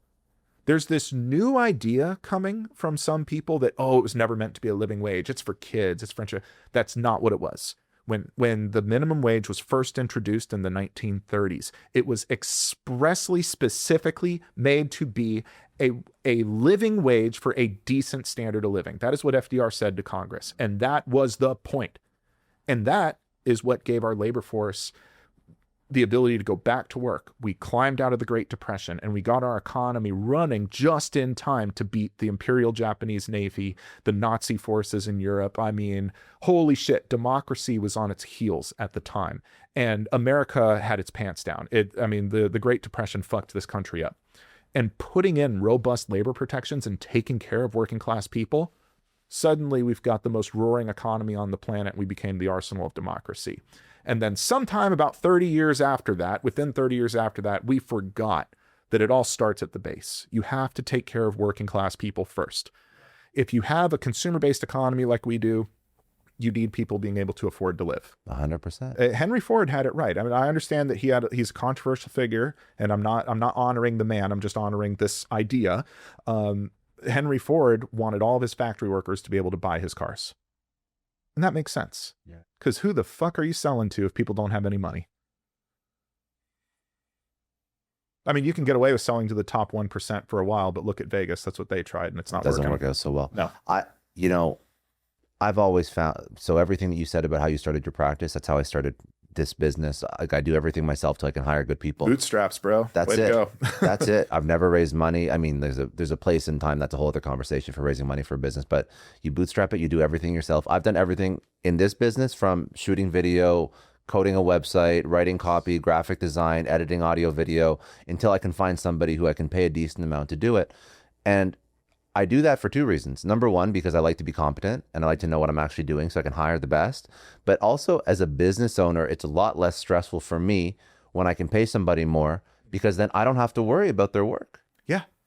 People can't give you 100% if you're paying them so little that they go to their, shitty little 1-bedroom apartment with a roommate that they hate, and they can't get good sleep, and they're not in a safe area, and they can't eat well. They can't take care of their health. Like, it's a disaster. It's a humanitarian failure. It's a moral failure, and it's a business failure. It's just lose, lose, lose. If you can only build a business by hiring people on minimum or less than minimum wage, you're not ready. I was going to say, do you think the average entrepreneur that does that, they've just gotten worse, lazier? I don't know what it is. It's something. I think it's entitlement. And granted, I grew up, I am from a very expensive city, San Diego. I joke with people that San Diego, it's if life is a video game, San Diego, you're on hard mode. Yeah. And you are stuck on hard mode. Yeah. It's crazy. I got those $2 million bungalows. It's nuts. But the point is, it's a lot of the people I sue. They genuinely think that they're too special and too important to do the work sometimes. or they just feel like they're better than their employees for reasons I can't articulate. And they really think that they're entitled to just pay dog shit wages and no one should ever complain about it. Listen, there comes a point where, yeah, you're the business owner, you're hiring people to do a job, and they are going to do some of the grunt work you don't want to do, but you need to pay them for it. You have to pay fair wages. Let's talk about money and let's talk about harassment. Yes. Okay. Let's talk about harassment first. What is illegal behavior when somebody's just an asshole, and what is actual harassment? Okay, great question, because it's actually not illegal to be an asshole. Which thank God, because a lot of us would be in prison, because we're, asshole isn't like a yes no thing. It's a spectrum, and it depends very much on a number of factors. Have you eaten recently? Are you dehydrated? Did you sleep well? That's your asshole quotient changes day to day. But no, it's not illegal to be an asshole. It's not illegal for someone to just not like you, and bullying itself is not illegal. Where it becomes illegal is if the bullying conduct, the harassing conduct, is motivated by a protected characteristic. Are you being targeted for a reason you cannot control? Are you being targeted because you are a certain kind of person that other people are not? And overwhelmingly, the number one group that I see targeted in this way is women, because incorrectly, in my opinion, because I've grown up around strong women and I work with strong women, incorrectly, bullies will see women as a easier target. So they will target them for harassing behavior. I see that all the time. So what is harassment? Legally, harassment is severe or pervasive conduct directed at you because of your protected characteristic. So in English, that means severe would be outrageous conduct, stuff that has no place in civilized society. So if you're going around the office and you're calling the women chicks, bitches, a skirt, things like that, I've seen, that's outrageous. 2026? Some guys think it's ironic and funny, and it's not. Cosplay as Mad Men? Yeah. We're seeing a little bit of that. I don't know what's going on. I don't know what corner of TikTok made that cool, but we do see that in my office. The other one is pervasive. So if it's, let's say it's, severe can be something like touching you, a pat on the butt would be a severe form of harassment. Pervasive would be, maybe it's less severe, but it's occurring over a period of time. I had a case where this wasn't the only thing the guy did, but he was always trying to look up my client's shorts, always trying to ogle them, always trying to catch them. Like they worked in this area where there was like changing rooms. He was always trying to get a peek. And that became pervasive harassment because he didn't put his hands on anybody. He didn't verbally attack anybody, but he was creating a situation where just every day he was making people feel unsafe. So severe or pervasive could work. Severe and pervasive is more common what we see. And again, it has to be motivated by a protected characteristic. Your sex, race, gender, national origin, religion, disability status, age. Like there's more to it than people realize. Incorrectly. If you slap someone on the ass, it doesn't have to be motivated by a characteristic. That's still so there's a couple of things there. So it would be just a plain assault, a battery, depending on your jurisdiction. In mine, it would be a battery.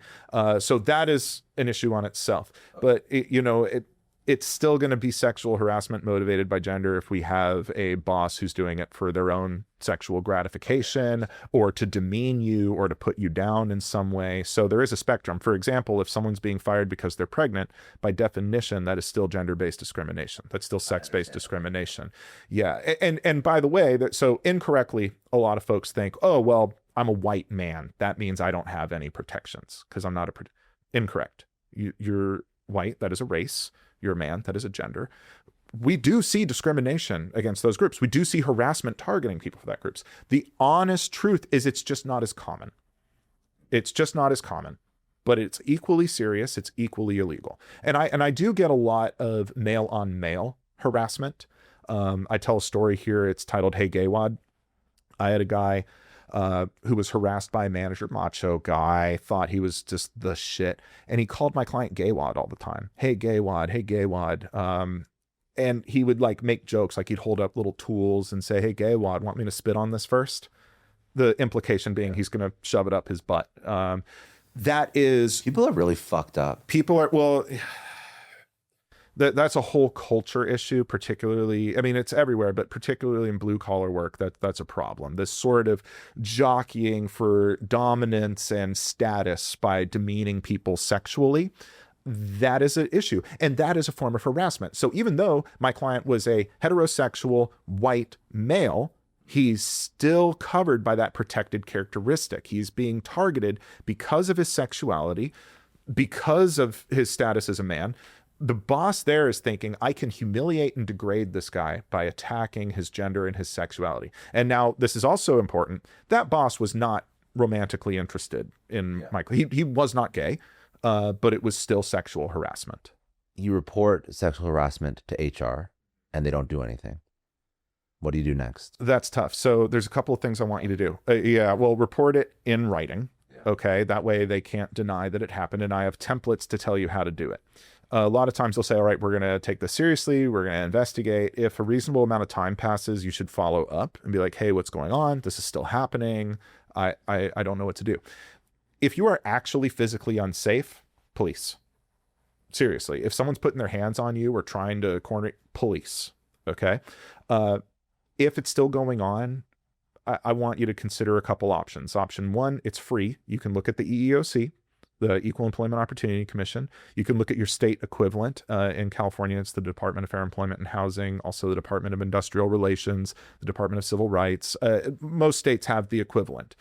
Those are free, but you don't get a lot of help. You can also talk to a workers' rights lawyer like me. And if you have your paper trail, you're going to be in a way better position to have one of those free government agencies help you or someone like me help you. And by the way, that first case evaluation is free. You don't lose anything by talking to a couple of lawyers and saying, hey, I'm getting harassed at work. I reported it. Here's a copy of my report. They didn't do anything. I followed it up. It's still happening. What can I do? Most lawyers who are well practiced will say, well, you've got a paper trail. You've got something here. Or they'll tell you not if it's... they'll tell you not. Or maybe I've actually had clients come to me and just say, what do I do next? Because it's very fact specific. And I'm always measuring how much danger are you really in? You know, because what we do, it changes a lot if you're merely annoyed versus, hey, I'm in danger. Big difference in how we handle it. So getting your paper trail, always give them a second shot. Hey, what's going on? It's still happening. After that, free government resource, the EEOC, state level equivalent, or talk to a workers' rights lawyer. Let's move on to money. So we spoke about wage theft, and you went and you sort of explained how that's happening, what to do about it. Yeah. But say somebody is paying or thinks they're being paid less than a coworker who's doing the same job. Is that legal, illegal? What should they do about it? When is it legal? When is it illegal? And how do they find out? I think this happens a lot in companies. I think this is you're worried about somebody. I mean, this is what, isn't there like stats about if, you know, you're a marginalized group, you're getting paid X percentage less than your coworker or your peer doing the same job? And... we haven't got good data in a while, but the most recent is that female staff tend to make, depending on where you're looking, because it's so easy to just say, oh, they make, 80 cents for every dollar a man makes. Depending on what kind of work you're looking at, like it'll change. But the general, like broad level, we're looking at between 70 and 80 cents on the dollar. And that's like for equal level work. Okay. Yeah. So again, like you'll have people freak out and say, I work in government, that would never happen, blah, blah, blah. It's like, that's why we break this up by sector, but anyway, all that to say, yes, it is a problem. The number one way to identify and prevent and fix it is to talk about your pay. That is the number one way to do it, because how are you going to know you're getting ripped off if you don't talk about it with people? Illegal? It is not illegal to discuss your pay. No. Is it illegal to pay somebody who's doing the same job differently? Yes. Okay. So if you are performing the same work and you have equal qualifications and you are being paid less for a discriminatory reason, illegal. Now, depending on what state you're in, if you are having substantially similar work, substantially similar qualifications, and there's disparate pay, it may trigger an equal pay violation. We got to look at the reason.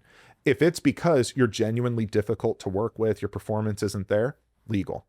If the other person has a master's degree, you got a bachelor's degree, legal. You got 5 years experience, he's got 7 years experience, legal. You're a man, she's a woman, not legal. Yeah. He's 60. You're 25. It's illegal. We got a problem here. So, and it's not the way you might think. You might think, wait, the 60-year-old's been here a long time. They should be great. A lot of times what I'm seeing, I see this a lot, Scott. We'll have very tenured employees who've been around a long time, maybe 60 years old, getting paid the same or less than someone who comes in at 30. And there's a lot of reasons. They started lower. They started a long time ago. Their raises just didn't keep up. But that's a form of pay discrimination too. And then you can look and say, wait a minute, I'm much more experienced. Why am I getting paid less than this new, less experienced person? But and there's another one that I talk about in the book. This was a big one. A woman worked for Disney, high-level executive, very established manager, very high-level person. She was a Black woman. She found out that not only was she being paid less than the other managers in her division, but across all the managers, she was being paid less, and not by a little, a lot, between 20 and 50,000 a year, depending on which manager you looked at. And the company could not come up with a non-discriminatory reason for it. Why am I being paid so much less than these men, than these white people? Why? Couldn't say experience. She was the most experienced. Couldn't say education. She was just as educated as everyone else. Couldn't say performance because she was performing just as good as everyone else. Why the fuck is she being paid so much less? Because whether they're overtly racist or just implicit bias, someone made the decision that her time wasn't as valuable. And that's unacceptable. And you have to speak about your salary to figure out if that's the case. The only way she found out was by talking to people. But the way companies get away with this, and not just discrimination, by the way, like it just, let's say there's no discrimination, just someone. Well, I'll give you a scenario. So 60-year-old was hired years ago at a salary. New employees coming in at 25 can do the same job, obviously way less experience, but now the market's more competitive. So I have to offer that person $25,000 or $30,000 more. Significant delta.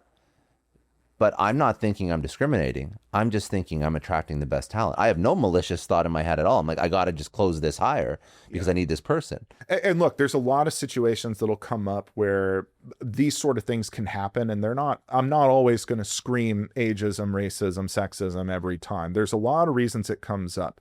But fundamentally, the problem we're trying to solve. Look, there's the discrimination issue, like the girl who worked for Disney that I talked about. And then there's what you talked about. If you are trying to advocate for a better deal, if you are trying to have a life where you are paid fairly for your work and you have, acceptable work conditions and you are being honored for the value that you bring to an organization, you've got to talk about your pay. Because that guy who's 60, he might be thinking, yeah, I'm doing well, I'm doing great. If you're finding out, wait, the going rate for entry level is what I'm making, I need to have a conversation with somebody because I'm not being valued here. And either I need to get a raise or I need to move on. What was the inflection point in your life that made you want to advocate for these people? Scott, I've always been the kind of person who likes helping people. And there's a few reasons for it. I haven't really dove into my psychology. I enjoy helping people. It makes me feel good. I think it's my purpose on this earth is to help any way I can. When I was a firefighter, I loved firefighting because I got to be a protector. I got to protect people on their worst day. And that's why that career spoke to me.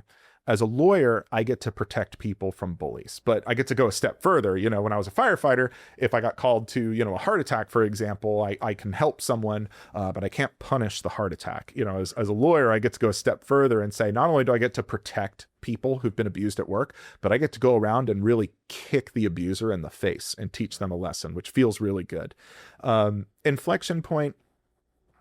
I'll be honest with you. I was bullied a lot when I was a young kid. My parents had a really nasty divorce. I didn't have safety like the way I needed to. I just never really felt safe. I felt uncomfortable and anxious and scared all the time as a kid. And other kids sniffed that out on me and preyed on it. And I got kicked around a lot. So I really know what it feels like to feel small and powerless. And then I came out of school. I had no money. I was working towards this career in fire. I was low man on the totem pole. Again, I had no status. I had no power. I had no money. And I was just at the whim of any employer I went to. And any deal I got, I had to be grateful for, no matter how predatory or abusive it was. And if someone treated me bad or disrespected me, I had to smile and pretend it was funny, even when deep down I was really hurt. I know what it feels like to be powerless. I know what it feels like to feel like this is just how it's going to be and it's never going to get better. So fundamentally, I mentioned a while ago, my big message is I want to help people not be afraid anymore. I want to show people that, hey, maybe Attorney Ryan isn't coming to save you in your specific circumstance, but here's the tools you need to protect yourself. So inflection point, I can't point to any one instance. I'll just say I've always enjoyed helping people, and I know what it feels like to feel powerless. Tell me the story about Joshua Bell. Oh, that's a really good one. Okay. So the highlight of this story is a toxic environment, an abusive work environment will erode you. And what it does is it plays a trick on you. And this happened to me. It tricks you into thinking that you're stupid, you're not valuable, you're not special, you're not worthy, that you're lonely because you deserve to be lonely. Like a bad environment will do this to you, but it's not you. It's the environment. And so why does Joshua Bell come into this? For those who don't know, Joshua Bell is a very famous musician, violinist. He travels all over the world. He's done work with Hans Zimmer. He did some of the music for Angels and Demons, a major film. Like, he is a big fucking deal. If you want to go see Joshua Bell perform, you better have some money to go see this guy perform, because it is an honor. It is a big deal to see this guy. But he teamed up back in the late 2000s and did a little experiment. They thought, what if we took this legendary performer and put him somewhere very ordinary? Let's put him in the metro in DC. And they just gave him like a light jacket and a baseball cap, and he just played for about 45 minutes. And what's interesting about this is people are thinking, hey, we're bringing an actual legend into this area amongst the common people. Like, are people going to gather and be moved to tears? Like, what's going to happen here? It'll be amazing. What actually happened was more interesting. No one gave a flying fuck about this guy. Everyone was commuting or doing their own thing. Not paying attention to him at all. I think I might get my numbers wrong. I think about 1,000 people passed by over the course of this less than an hour. Of that, I think maybe a dozen stopped and listened to him, and only 2 or 3 even recognized the guy. He made less than $100 in tips for that. I mean, does that mean that he is not an amazing violinist? Does it mean he is not worthy of attention, that he is not capable of commanding respect and moving a room to tears? The context really mattered in that situation. In that context, he fell into white noise. He was treated as unimportant. It wasn't personal. He was in the wrong place. But you put that man where he belongs. He didn't belong in the fucking metro. He belongs in Carnegie Hall. You put him in the right environment, everyone is listening to this man, and everyone is honored to get to listen to this man. And I tell that story because everyone has talents, unique abilities, or even if you're thinking, well, I don't really have a talent, Ryan, you have something to offer this world. There are people who will love you and enjoy you, and you will enjoy being with them. But if you are in the wrong environment, you're always going to feel off, and you're going to start doubting yourself. And if you're doubting yourself on a day-to-day, if day-to-day you feel like I'm not special, I'm not worthy, I guarantee you're in a bad environment. Was the firefighting station a bad environment for you? The last one was, unfortunately. It's painful to admit that. I'm getting better at it. That's your inflection point, to be quite honest. It might be. You're very perceptive, Scott. It's something I've worked on recently, is acknowledging some of what happened in the fire service. Because, well, let me take the scenic route. It's all I ever wanted since I was a kid. I just wanted to be a firefighter. That's all I wanted. I knew that's what I wanted to do. I never had any doubt in my mind. And what was funny is I'd wrapped my whole world around doing that when I got there, I still had insecurities and angst and you know, problems. I was very young, and I was like, wait a minute, I've got the badge, I've got the truck, I've got the tools and the team. Why am I not fulfilled? I thought that once I got here, everything would be okay. I had focused so much on becoming a firefighter, I hadn't done a lot of inner work, you know, and I think there's a broader discussion about what makes you successful there. But what had happened was I really loved the career. I had moved around different departments, different stations, loved the brotherhood, the adventure, helping people, just, you know, hanging out around the station. It was great. But then I got into one station that had a pretty toxic environment. A lot of the people there just weren't happy. It was a lot of unhappy firefighters, a lot of older guys who were just jaded. They weren't happy with their family life. They weren't happy with their career.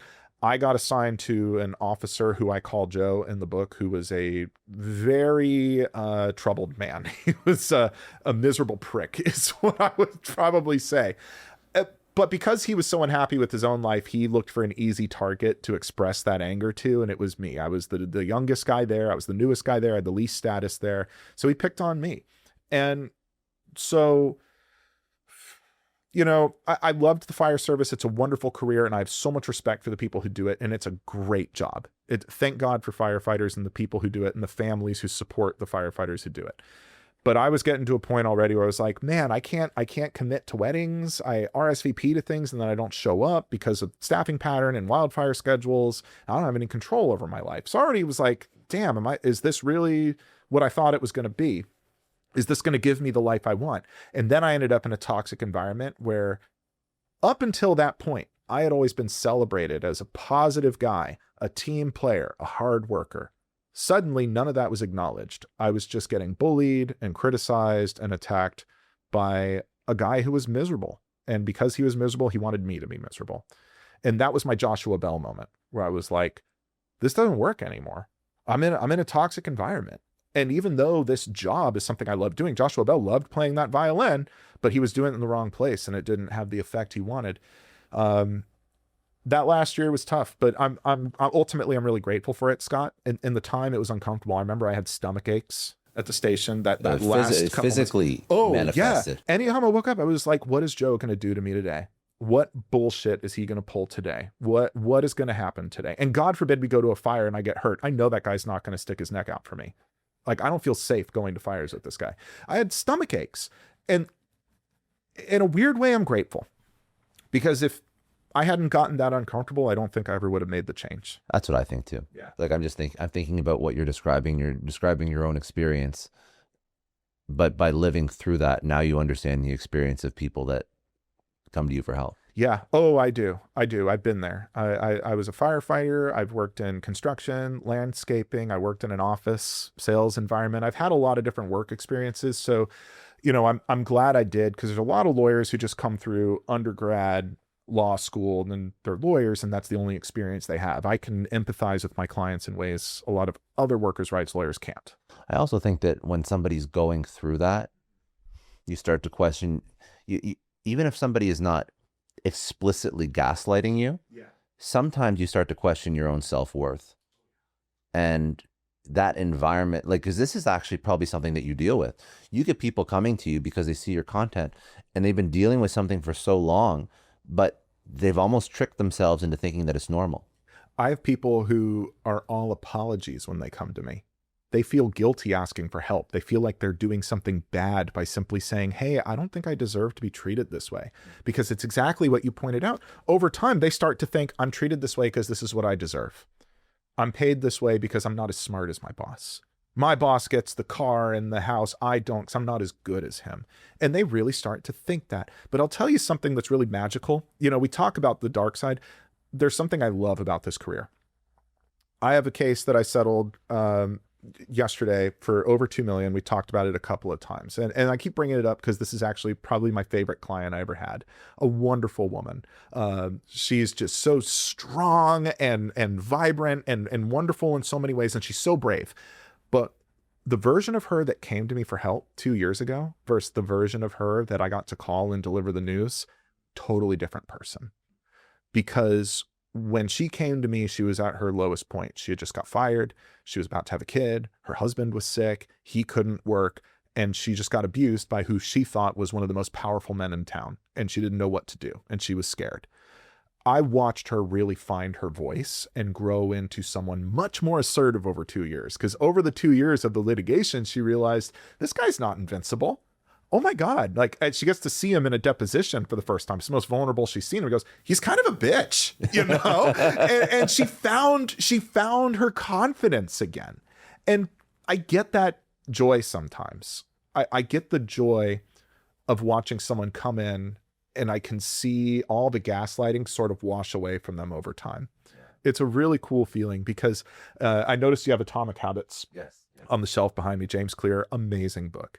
And one of the ideas he says is that every action we take is a vote for the kind of person we want to become. And we don't realize it, but every time we accept abuse, every time we accept a shitty deal like that from an employer, every time we accept that or tell ourselves, well, this is just how it is, the vote you are making is to be the kind of person who shrinks when you're attacked. And over time, you start to see yourself as a small person.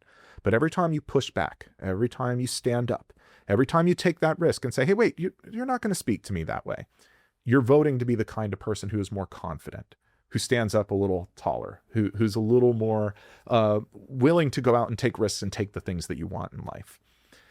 It's scary, but man, I'm so freaking proud of her. I'm so proud of the people who come to me and ask for help. Is that one of the most important takeaways from the book? There's the tactics in here, there's the templates, but is that the change that people have to start to go through? None of this is any good if you live in fear. The final, so there's 4 parts of the book. There's know your rights, part 1, protect your money, protect your health, embrace your power. I chose those words very carefully. I think one of the last lines I say in here is the age of fear is over. We know our rights and we're not afraid to use them. Fear is the number one barrier to people getting treated fairly at work and getting the deal they deserve. Asshole bosses, I can't control them. I can't. But if you are too scared to make a change, if you're too, I was afraid to make a change too. I thought my whole life, I just wanted to be a firefighter. What am I going to do? What if I fail? What if I take on all this debt from law school and it doesn't go anywhere? What if? I'm so glad I took the risk. I'm so glad I didn't let fear make that decision for me. If this book does one thing, it's make people not afraid anymore. Okay, I want to do a couple of quick true or false. So this will help frame up some common misconceptions. I'll run through these quickly.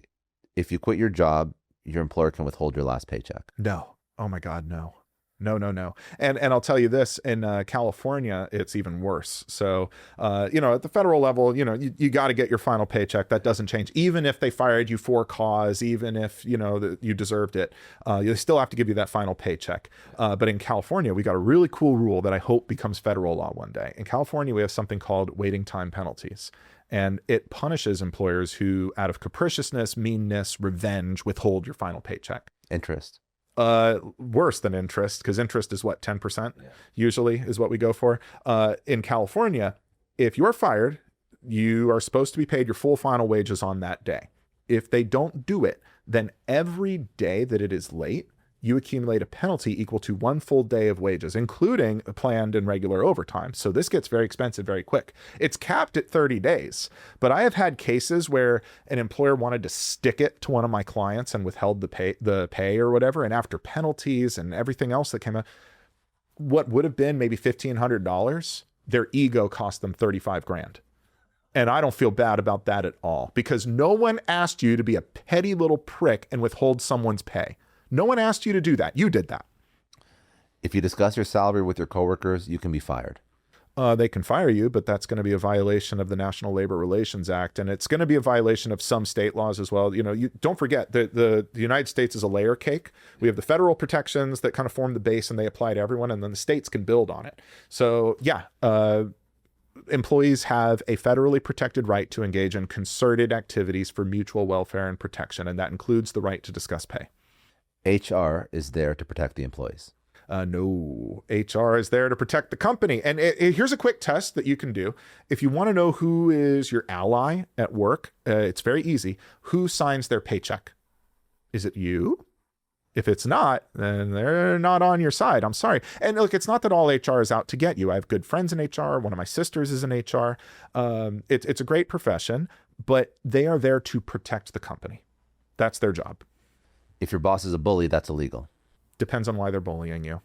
If they're just an asshole who's rough around the edges and they treat everyone that way, not illegal. But if you find they're targeting some people more than others, they like to pick on the older women in the office, or they're just, I had a boss once who would just watch the black employees very carefully, extremely suspicious stuff. It depends on what their motivation is. If you're on a PIP, you should try to comply with it and just keep your head down. Yes and no. You do your best to comply and don't make any noise because you're in a red flag situation, but you should take the extra step, take some initiative, apply to other jobs like crazy. Right to work means your employer can fire you for any reason. A very common misconception, and I'm so glad you brought that up. So right to work laws actually have nothing to do with termination. And that surprises a lot of people because a lot of folks are like, wait, my boss told me it's a right to work state, so I can be fired for anything. Your boss is an idiot. They don't know what they're talking about. Right to work laws only mean that union membership cannot be required for your job. Union participation can't be a requirement. That's why some people joke right to work means right to work for less, because it's seen as an attack on union power. It just so happens by pure coincidence, okay? Half the states are right to work states, okay? California is not a right to work state, by the way, which means union membership can be compulsory in that state. When I joined the fire service, I had to pay my union dues and I didn't have a choice because it wasn't a right to work state. It's just by pure coincidence, every right to work state is also an at-will state. But they're totally different laws. They have nothing to do with each other.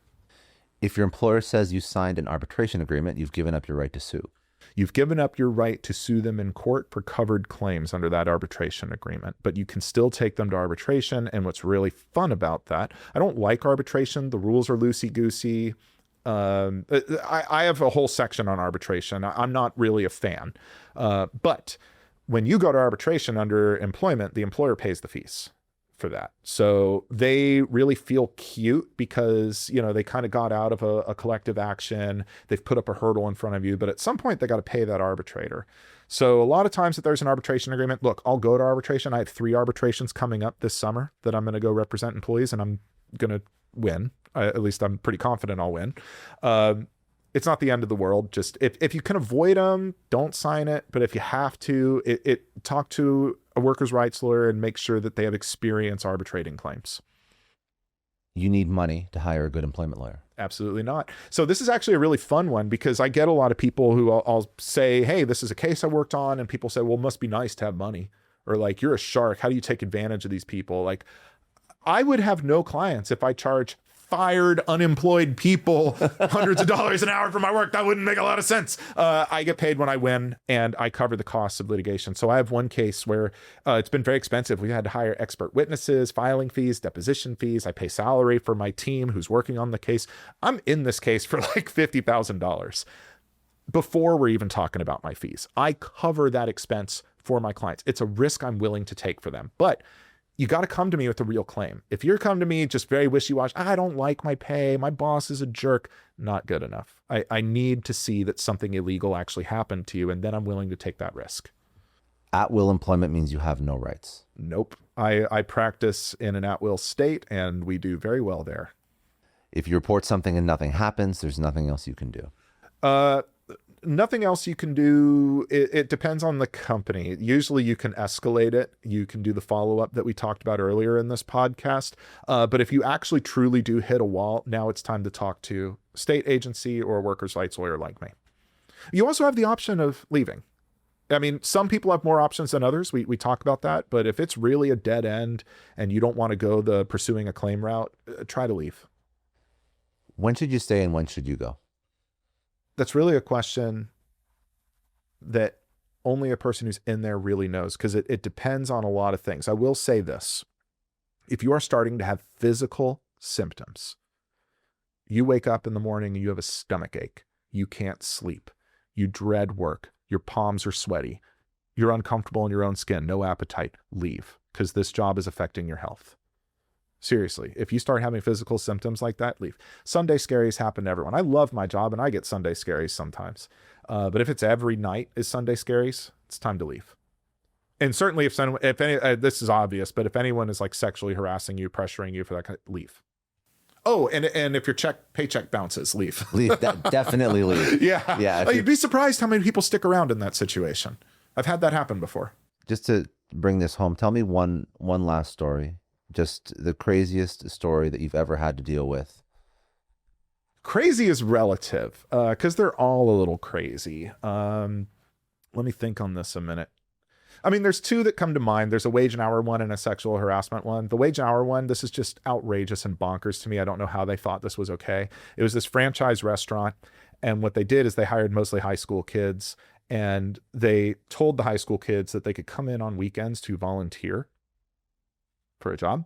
And if they came in to volunteer, as a reward for their good work ethic, they would get a gift card to the restaurant.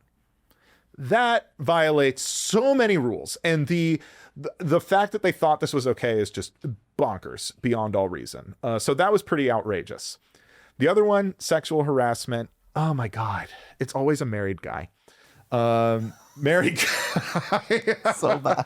It's always a married guy. Married guy in his 50s, decided he was in love with my client, would like make her come on like business meetings with her, which was really just, he would take her into this hallway and just talk at her for hours. And then he would have her go on shopping dates with him and pick out outfits for him, purportedly to go on events and things. But really he would try to pressure her to come in and, you know, take his shirt off around her, stuff like that. Like getting a little aggressive. Then it gets worse. One day they're walking in this office hallway, and she's got like a skirt on, and he's getting really brazen at this point. He grabs her skirt and flips it up in the air and says, "Hey, what color are your panties?" And flips it up. Thank goodness she was wearing shorts, but she like swatted him and she's like, "Knock that off. Oh my God." Reports it to one of the office managers, and she gives the guy an earful. He backs off for like 2 weeks. Then I don't remember what prompted this. It's crazy. One day my client just gets a text message from him. It's about this long. I'm holding up like 3 inches. Is that 3 inches? Yeah. I lie about it so much. I don't know what 3 inches is. No, anyway. Cut that part out. Anyway, it's this long text message, and it is crazy. I don't know what he was thinking. He said expressly, "I want to bend you over and smack your ass, and I want to come inside you, and you're going to call me daddy. And when you call me daddy, that makes," like, it was just crazy, obscene. So after a 2-week hiatus, this is how he re-enters the scene. This is he came in just, "I'm back," like the Kool-Aid man. Just this outrageous text message. It was so graphic.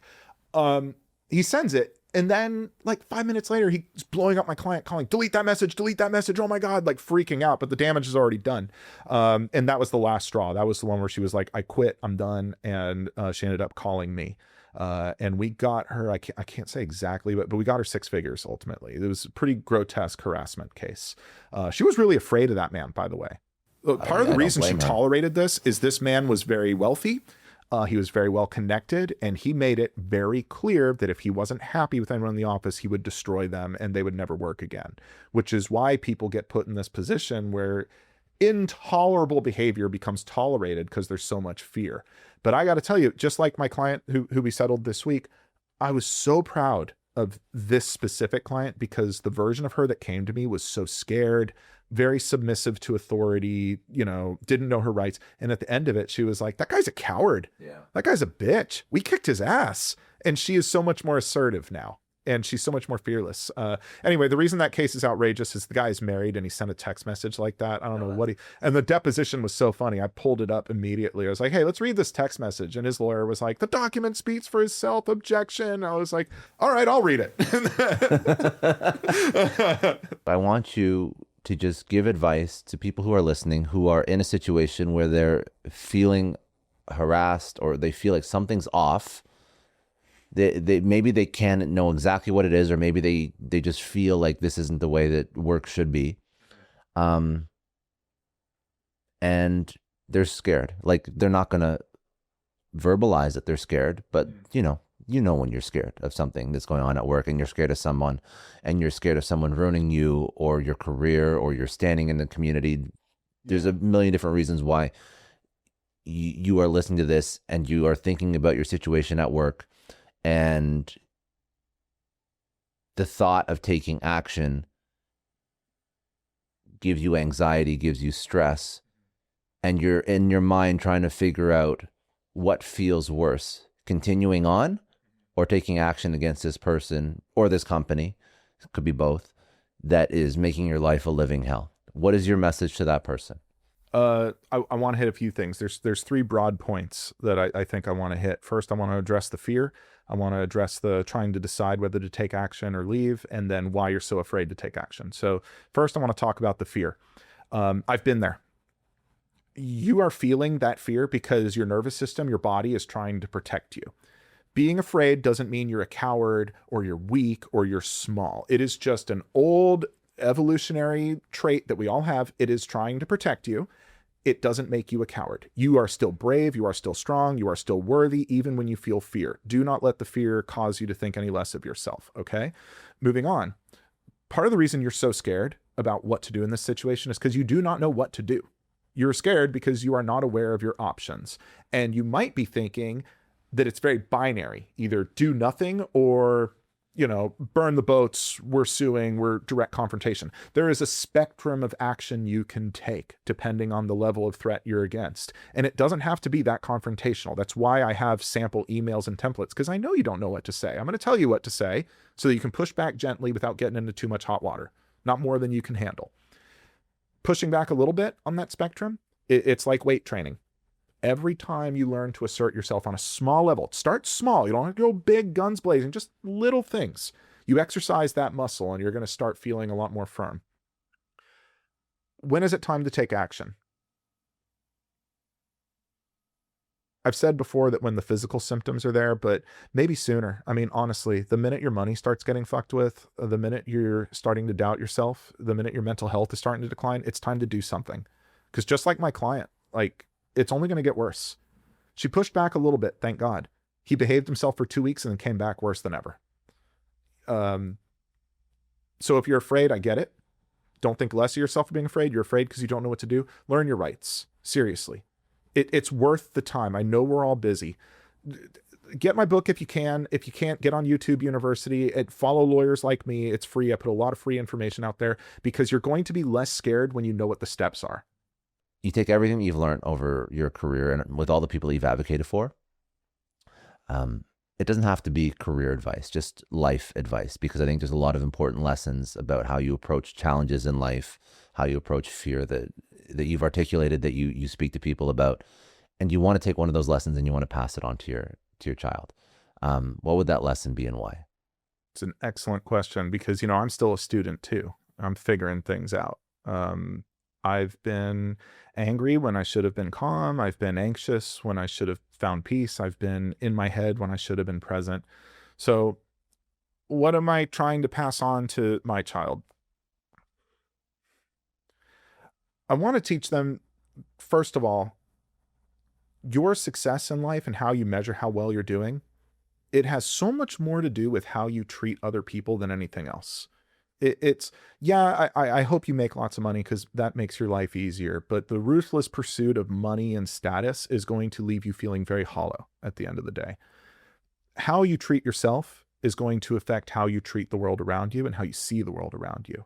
So above all things, I want to teach them acceptance of who they are. Not worry so much about what other people say you ought to be or what they think about who you are, but what do you like? What makes you happy? And then showing up, be a good friend to people. Because if you want good friends, and good friends are proven to impact your health and your longevity and all kinds of great things, the best way to be to have good friends is to be a good friend. But it all starts with how you talk to yourself. Positive self-talk. This isn't delusion. You're not being, a narcissist if you're just being kind to yourself. Because I'm serious, the way you treat yourself, your inner monologue, that your inner work is going to reflect in how you treat others. I mentioned before, Joe was terrible to me. It's because his internal life was hell. I know that man was vicious to himself inside of his head, and that's why he treated me the way he did.